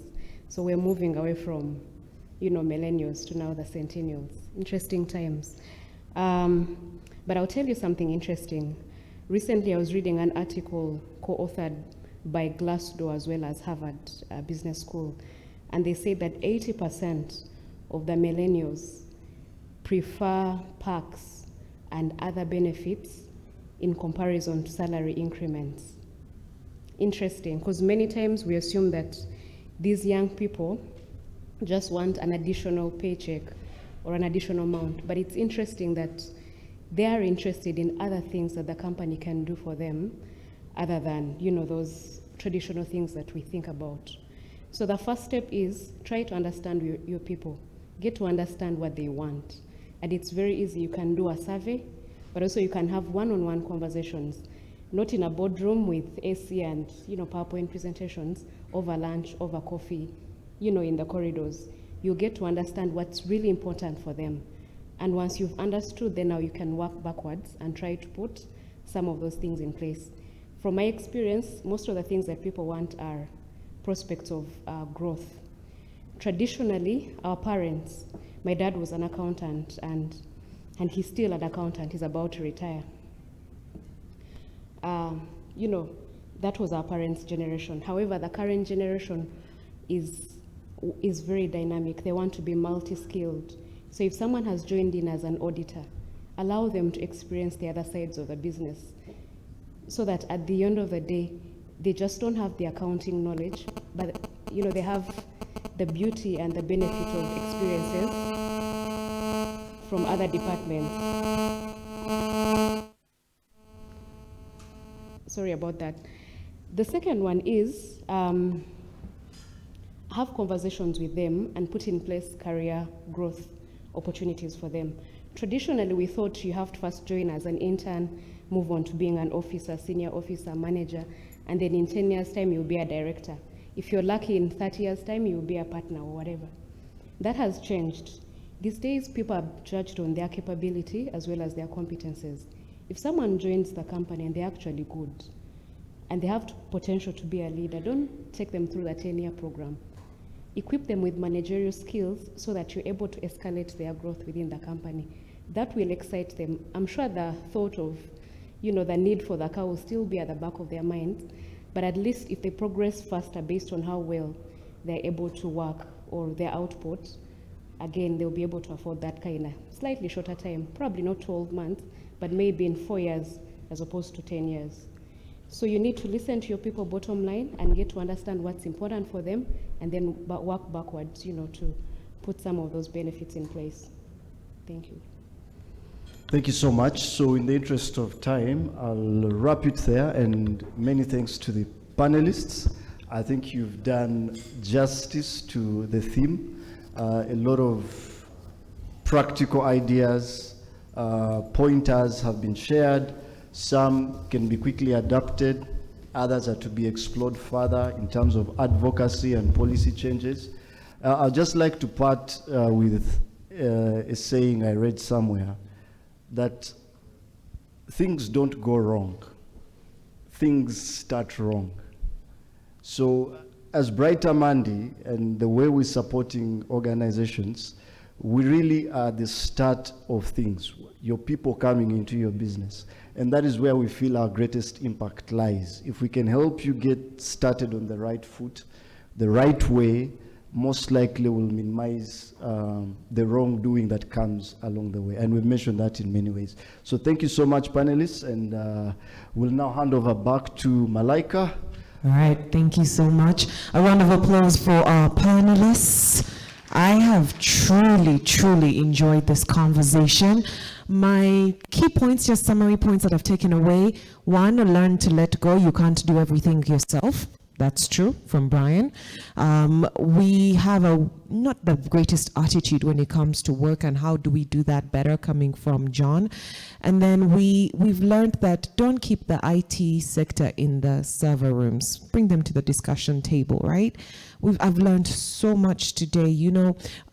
Douglas, there's so many very important things that you've spoken about. For example, learning that you don't have to only centralize here. There's greater markets out there. Piggyback on the people who already do it. You don't have to invent the wheel. It was already invented, right? Figure out how to reinvent it. But I think the biggest one, especially in Kenneth's question being answered, was understanding that, hey, increasing salary is not necessarily what everyone is looking for. Sometimes it's just increasing those perks. Give me a car.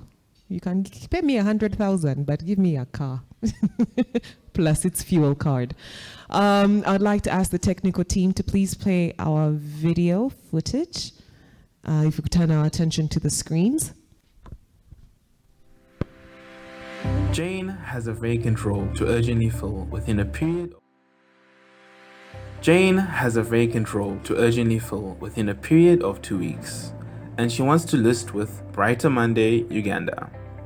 The problem is she wants to get the best fit candidates for her business within 10 working days. Best Match is going to solve that. Saving her time and effort, Best Match will sort and prioritize the huge volume of candidates that she receives, matching her with the best fit faster. With the assessment added, Best Match will go ahead and test the applicants and assign an assessment score for each candidate. Match applicants with the job requirements which Jane has set and assigned a matching score for each candidate. Using the matching score, assessment score, CV and cover letter, Best Match will prioritize up to 10 best matches within the first 10 working days of a job going live. Jane is happy with BrighterMonday for easing her work with Best Match. Join Jane. Contact us and get started today. Ntambirweki to invite our keynote speaker, protocol observed.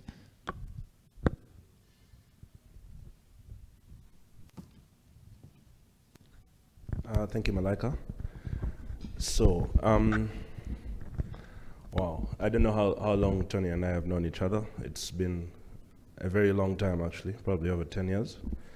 Mr. Tony Otoa is the Chief Executive of the Stanbic Business Incubator, and its mandate is to support the development of SMEs in Uganda. His role is to design strategies, manage and implement activities and programs for enterprise development for the Stanbic Business Incubator, as well as managing the provision of access to market opportunities and customers, access to resources, and incubator/accelerator programs for entrepreneurs. Prior to this, he worked with Total, ENP, as the National Content Manager. I know he's super passionate about local content and having companies involved in the oil and gas sector. He also worked with civil society, with Accord, I think in Uganda and in the UK as well, still focusing on the oil and gas sector in East Africa. It was in this period that he also published the regulations and laws. He was part of the people, I think, who published the laws for the local content in oil and gas sector. He's also the founder of the National Content Council, a council geared to the promotion of local content. As I said, he's super passionate about that. And he serves as a local content advisor to the Uganda Chamber of Mines and Petroleum, as well as I know their resident MC. And has been an oil and gas advisor since 2014. Tony holds a BSc in International Relations and an LLM in International Law. Tony, please come to the stage. Thank you for giving us for coming.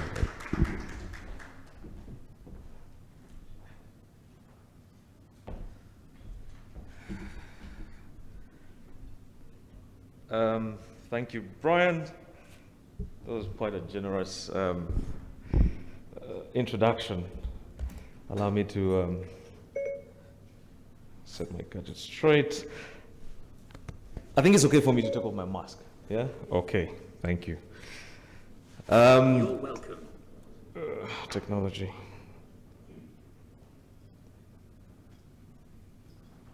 Okay, good morning, everyone, and welcome to this very interesting breakfast session where we are talking about what everyone is now accepting is the new normal, digitization. I was asked to speak on the topic of, how SMEs can leverage digital solutions to transform human resource. And I guess the panelists did a very amazing and able job. My brother, John Walugembe, who is always in the battlefield with me, good to see you as well. If I told you stories of John when we're in Mwiri, you would laugh. It's actually amazing to see he's dressed in a tie, unlike what we know him for. But it's always an honor. I was asked to make a presentation, and a presentation on digitization and SMEs. And I think, for me, it's one of the topics that I find a lot of interest in today, but also a lot of, we need to really continuously talk about these issues today. And the reason why this has become very key, I'll probably start off with two stories. And these stories you probably do not know. The first story is a personal story. When I tried to join the media years ago, my gray hair, of course, tells a story. It was always, I'm glad there's a brother with some gray hair as well behind here who, so there was no stigmatization today. I felt kind of normal and safe. But when I started my journalism story, one of the key things at the time was to use digital platforms or using computers. Before I became a journalist, I would walk around Kampala looking for stories with my tape recorder and try, and all the time, what I would always do is to run into a radio station and try and sell my story. I never knew how to write a story. I'd never been to journalism school. I'd just come out of high school, but I wanted to become a journalist. And this very one day, or amazing day, a UPC rally is going on, and everyone is marching all the way from City Square down to Uganda House. We are chanting, hey, mama, twagala sente. All the way down to Uganda House. When we get to Uganda House, bullets run out. When bullets run out, a journalism student, Jimmy Higenyi, is killed. And you know, they always say bad news is good news for any journalist or any potential journalist. I ran over to Monitor FM officers at the time, and Rachel Mugarura, who was the news manager, takes on my tape recorder, writes a quick script, goes and runs it as breaking news. When she does the breaking news, I'm super excited that now the opportunity to become a journalist has finally emerged. And she asked me to go on Monday and join the journalism team at Monitor FM. I ran very fast to a Owino Market. I buy my jacket, you know, the journalism jackets with the many pockets. And I show up on Monday. When I show up on Monday, Rachel Mugarura says she loved my story so much that we need to do a proper story around it. And she points me to a computer. Ladies and gentlemen, I did not know how to work a computer. You can imagine pressing Q and looking for A and looking for Z, and then you're calling a guy to take you down. You know, you say, how do you go down? Enter. Okay, very good. But that is how journalism has emerged and changed, how digitization has really changed in the journalism field. Today, you can file a story in the field, and it can actually run as breaking news immediately.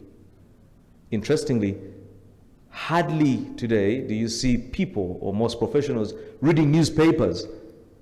By the time they get in to read the newspaper, the story has already been broken on social media platforms, and everyone today is simply a journalist. Times have changed, and we need to accept that times have changed.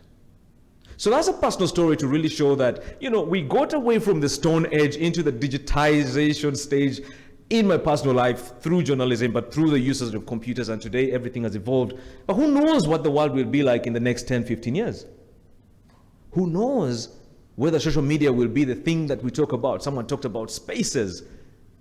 Spaces today is simply taking over the stage that many radio stations and radio shows had.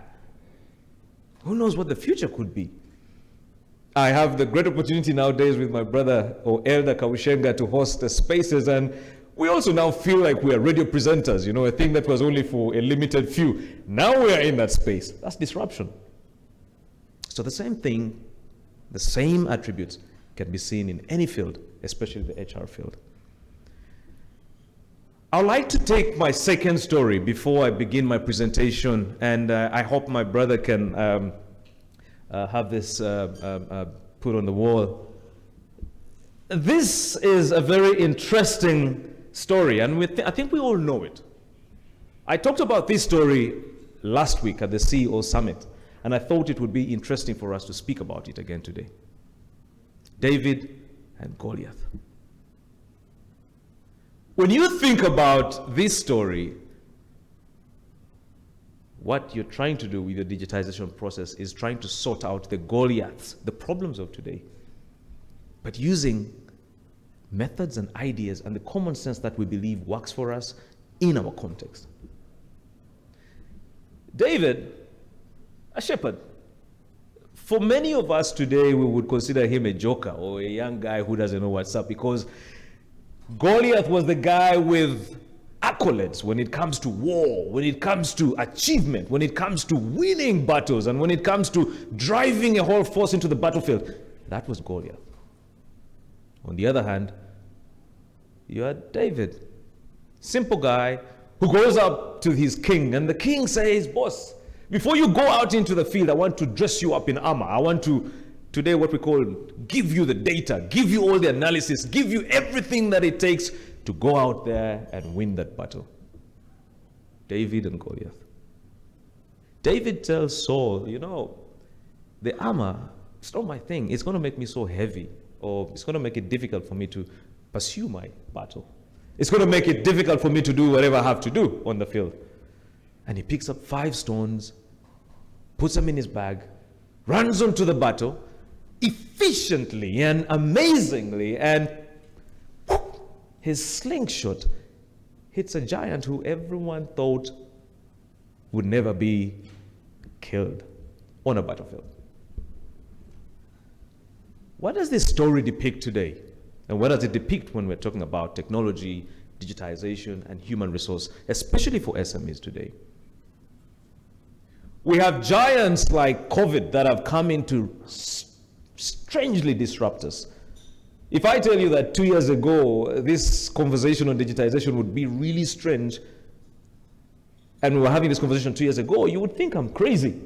But today, you're even asking for more and more and more of data and digitization to inform our opinions, but also to make work more efficient for us. So, this topic today, or this conversation today on HR, digitization, and what Brighter Monday is doing today, I think is what was needed yesterday. And I'm glad my brother Douglas talked about, the future of work. We used to say the future of work, and now we are in the future. For many of you with the smartwatches, I think the first watch you saw which was digitized was in the movie Total Recall in 1990. Some of you were not born yet. Today, we are speaking on these phones like it's nothing, and very soon we shall have a phone that probably is in our spectacles or our goggles and all this thing. That's the future. So we cannot afford to miss out on the conversations of the future. So allow me to speak with David and Goliath, because I want that to be something that we can take home and think about in terms of our systems and digitization. It's very rare to think of a business today that has survived the COVID pandemic without focusing on going through a transition of digitization. It's madness. In fact, if you haven't digitized as a business, even in the most basic way, it's a tricky one for you. You know, when Doreen spoke about usage of social media platforms like Facebook, Twitter, and all these things, even the guy in Chikubo, what Douglas was speaking about, is now using social media platforms to sell his stuff. If you have a 42-day lockdown and you are not allowed to go downtown into your business premises, and all you know or think of is the trauma of an LDU guy and his chiboko, digitization is the only way out. So I think for me this is a very timely conversation, and we need to understand that the same goes for HR and systems. At the business incubator, when COVID happened, the first lockdown, it was a massive shock to everyone. I remember schools closing and institutions closing, everything pretty much shutting down. If you were in the country then, and you were not anxious, or your levels of anxiety were normal, you must be an alien. Because for many of us, this was unprecedented. We had never heard of curfews. You know, our parents used to talk of curfews during the war periods. We had never seen this. We had never talked about it. We had never, experienced it. But what we had to do at the business incubator was to digitize our processes. We had to take our learning online. We had to introduce LMS, the learning management systems. We had to introduce the aspect of, let me just show you how interesting this was. So, and my brother Brian will attest to this. At the business incubator, we would train companies in cohorts in numbers of about 50 per cohort. We would offer them break tea, we would offer them lunch. I mean, they were living the 5-star training life. Never been afforded at any training institution in Uganda. I can attest to that. When COVID happened, we told them we are going online. And guys who would drive guzzlers, fuel guzzlers, started complaining about how data is expensive. You can imagine, you only needed 5,000 shillings to actually get onto a platform, and yet they're using fuel guzzlers that cost 50,000 to get to the incubator. Same people complaining about why it is expensive or how it's going to be expensive to train online. 5,000 shillings, 1 GB data for the day was expensive for them. But like everyone, you know, when something happens strangely and change happens suddenly, it's always a shock to the system.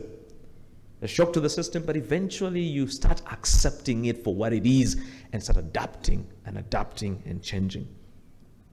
We're fully digitized now, fully running a program, and in fact, we now have more numbers of trainees as compared to last year.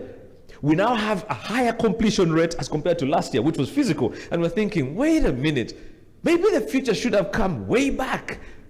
So while people are lamenting about COVID, I think for us, in our opinion, it is a good thing because we have tried to do something around it.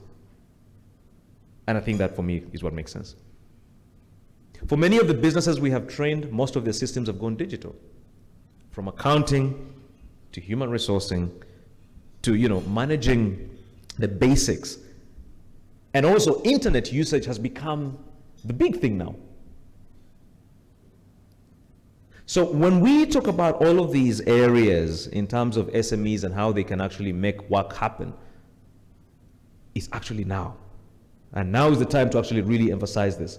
In recruitment, the kind of people we're getting or the kind of people you should be getting should be verified. And I'm glad you talked about, you know, your partnership with Diwala, you know. How do you confirm that this business is a legit business or this person is a legit person? This person has actually legit credentials. With Diwala, what we have done is to use a QR code. You know, you know the whole idea of KYC, know your customer. And I'll probably tell you another time about my story with KYC. Well, let me just tell you the story now. I had never worked in the bank before, so when I joined the bank in my first week, people were throwing acronyms, KYC, and I was just shaking my head. I didn't know anything about KYC, but I had to eventually learn about KYC. But how we're using this digitized process for KYC is to say, with a digitized QR code, we can have information regarding this company, KYC that had never been sourced, even by the bank. And that KYC can be used to inform the decisions in the bank for that business. That is transformational. But that only became possible during this COVID period. So we cannot deny that digitization is now coming to the core. Data is king. Data is king. But also the same way, and I hope a lot of young people can also understand this when it comes to recruitment and you know, staffing. Your digital footprint is very important. And because now everything is becoming digitized and verified, you'll find that whatever you put online will come back to you somehow or somewhere. I can find out about you in Australia, which used to be a different scenario, because if I were in Australia 20, 30 years ago and all your documents are probably Ugandan, it would be difficult to verify you. But today, everything you do or say has a digital footprint. So for a lot of the young people, that's very important to understand that it's going to be something really, really crucial. So in the SME world, yes, we can agree it's been very slow for many. It's been a bit of a shock, especially for the micro and the small businesses who do not have the financial ability to really invest in these digitized processes. I think now this is where the likes of BrighterMonday come in. Outsource. You want to do everything, and I'm glad Doreen said that. You want to do everything, you know. Business is my fault. It's everything. The wife is the director, the father is the director, the son is the... If the father and the mother quarrel in the night, the next day, there's chaos in the business in the morning. So we need to get away from that mentality and try and think about the future of our businesses, the success of our businesses, and how our businesses can thrive using entities that understand this better. But understanding that digitization at all times is going to be very pivotal in how we run efficient companies. Now, I want to just go back to COVID. COVID is that Goliath there. It's still hitting us, and today the president is going to speak. Who knows? The biggest thing on social media today is a celebration that we might outshine Rwanda that has opened up the bars. Hopefully we shall have a better story today with more bars getting open and curfew being increased, which of course I know we all want to see that. But COVID has really disrupted us. In the oil and gas world, when it comes to getting the right people for the right jobs, what COVID has proven is that probably we'll not have enough young people ready as we get ourselves ready, because institutions have been closed for a long time. And again, for Brian, that's your huge, huge task. How do you deal with that problem? It's a deficiency. We need 3,000 qualified oil and gas welders. Do you know how many we have in the country? Anyone can guess. We have less than 100 qualified. And by the way, they were trained 2-3 years ago, meaning that they will still need to go back and reactivate their qualifications. So in effect, we pretty much have none. You talked about the blue-collar jobs. If you look at the oil and gas sector, you will need, well, the biggest chunk of, let me just break down the statistics. Out of 100%, 1% are your guys who go to Dundee and like my brother here, Dundee University and all these places to do oil and gas and whatever, whose jobs are actually already taken up. So if you're going to do low oil and gas management and good luck. The 14% are your engineers and your guys who are going through Makerere University and all these other institutions of learning and getting a skill, but of course would need a certain track record of experience. Young guy gets out of university and is being asked for 10 years experience. What the? 10 years experience. Wow. Then 60% of the needed manpower are craftsmen, plumbers, masons, bricklayers, welders, fitters. In our time, going to a technical institution was unheard of. You wanted to go to university. Even if you were doing a course which was insignificant, it was important to be at the university. What the oil and gas is going to prove to us, or the oil and gas sector is going to prove to us, is that we need more technicians, more craftsmen. 60%. Do we have those people? I'll leave that for you to answer. Interestingly, out of the 100%, 25% are going to be the unskilled guys. All they need is just a certificate in health and safety 1 or 2 or 3, and they're, boom, doing a lot of the millennial jobs or the menial jobs and activities in the camps and the oil area. So it's going to be very interesting to see how we can use digitization in the HR situation. How do we get the right people out there? How do we get young people to be on platforms that can give them visibility for opportunities? Okay? The Petroleum Authority has done a very good job with the National Talent Register, but it's just a register. So how can we use entities like BrighterMonday to say, okay, fine, these are the needs of the sector. These are the needs of the employers. Let us look out for these young people and probably also go the extra mile and support them with the kind of certification that they need to get onto the field. That's the future. Online learning becoming a platform that you can use to make that happen in a very short time. A lot of these courses don't even need a year, 6 months, and some of them you are good to go. So that has to be the conversation that has to start. And I hope this is something that has to be put into consideration. But as a way of ending, I just wanted to say, data is the new gold. Having the right information, the right analysis to give you a very informed opinion on a lot of these things is going to be very, very important over the next few years. I was just looking at the Google Ray-Bans, and I just thought, these guys are taking us too fast. Huh? In Uganda, they say about 12 speed, you know. It's too fast. I mean, we're just getting used to iPhone 12, then they put iPhone 13. We're looking for money for iPhone 13, then they're putting out the Google glasses. Well, I mean, everything is going too fast. Question is, are we prepared for that? Are we learning and unlearning? As an HR person, are you still using the old school psychometric tests to test young people and see their abilities? Because they're growing up in different environments that back in the day were not the kind of thing that we were going through. Are we focusing on the changes that are happening constantly around us?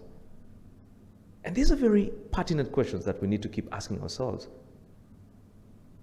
And at the CEO Summit, when I was speaking last week, I had to comment on something that I found very interesting. Can you imagine?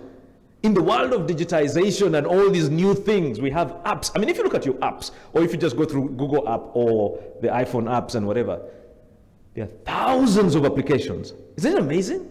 You can find a dating application, you can find a business application, you can find Jumia application on there. But there's no application for common sense. Does it bother you that we still haven't found an application for common sense? Because you see, common sense is a sixth sense that is really driving businesses today. It's no longer about data and all of these things, but it's also the ability to use what you have learned and unlearned as a way of making the best decisions for your businesses, especially in times like this.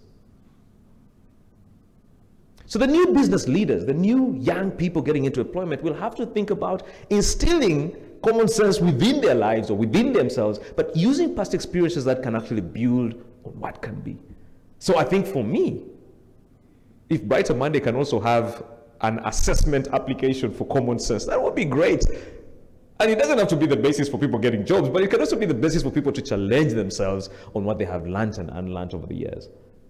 So I think for me, Brian, that's your task, and I wouldn't mind being one of the sponsors so we can make money together. But it's one thing that I think is very important in the world we are living in, or the world we're getting into. So I just wanted to say, we're dealing with many Goliaths today, many situations that we can't understand. Some of them are new, some of them we shall never be able to understand over the next years. Some of them we might die never understanding. But I just wanted to say that it's important for us to understand that we can be Davids and use the common sense that we have within ourselves and the networks. And those stones for me epitomize networks, epitomize the right information, the right data, but also what works for you at the end of the day, what works for you. Leveraging on that will make us successful as businesses, as entities, but also as young people getting into the job market. And I hope that this conversation is not just about us who are employing the young people, but also about them who are coming into our space with such platforms. So finally, I also want to just implore anyone who has such amazing ideas, especially Brighter Monday. There's a very interesting, I'll just end with this quote by a very interesting speaker who said, the richest place on the planet is the graveyard, without a doubt. And the reason why it's rich is because you have so many ideas, innovations, skills. I mean, so many potential things that could have happened that went down with the people who never experienced or utilized that at any one moment. And the guy goes on to say, imagine you were on your deathbed and the dreams and ideas and ambitions just keep circling you and saying, oh, we came to you to give us life. And now we have to die with you. Let's not be that. And I implore us never to be that. And I thank Brighter Monday for thinking outside the box and creating a platform that for many young people can be transformational in getting them to be seen, to be visualized, or to be marketed as the future of employment. I thank you very much. Thank you. A round of applause for our keynote speaker, Mr. Tony Otoa, who, by the way, is so cool because you're Tony, not Anthony, you're Tony, to get it correct. Ladies and gentlemen, when I came back to Uganda, I spoke to the CEO of a very big company, and I was trying to implore him on how to use social media platforms to take his company farther. And the fact that he had so many employees that are quite influential, and you can tap into their platforms to push your company farther. And I was told that's not the way we do things here. There's a way we have our culture. Those Muzungu things of yours, Malaika, that's not how we do things here. Well, years later, how are we doing? Right? And unfortunately, they caught on to that years later. They could have been the leader of the pack. So don't be those people, like Tony has said, don't be those people who are stuck in your ways just because that's how you do things. You might have your values, but there's different ways of approaching those values and bringing them to light as a mission statement for your companies, right? So think outside the box. Just because there's a way you do HR in your company doesn't mean you can't employ Brighter Monday to do it for you. Recommend them, find different, maybe there's an employee you failed to get in-house. You can get an outsource. Don't restrict yourself just because that's the way you do things. I'd like to say a big thank you to our keynote speaker, Tony Otoa, for our biblical teaching today and bringing it into the business sector. A big thank you to our panelists. Thank you, Doreen. Thank you, Douglas. John had to leave. Thank you, Brian. The CEO of Brighter Monday, Brian, thank you so much. Our moderator, Pius, thank you so much. A big thank you to Arnold and Joshua and the entire team of Brighter Monday. And big thank you to Apt Media, who are responsible for the decoration, the sound, the speaker. I have been an MC for about 5 years now. This is the first place I've been to where the microphone, all these worked? All of them? Wow, well done, well done. A big thank you to each one of you for coming, eating, listening, and taking away so many things that you're going to apply where you're going. Is that a deal? We're going to now end our event right now, but we can network, socialize, get to know each other. My name is Malaika. I've been your host for this morning. It's been an absolute pleasure. Good morning.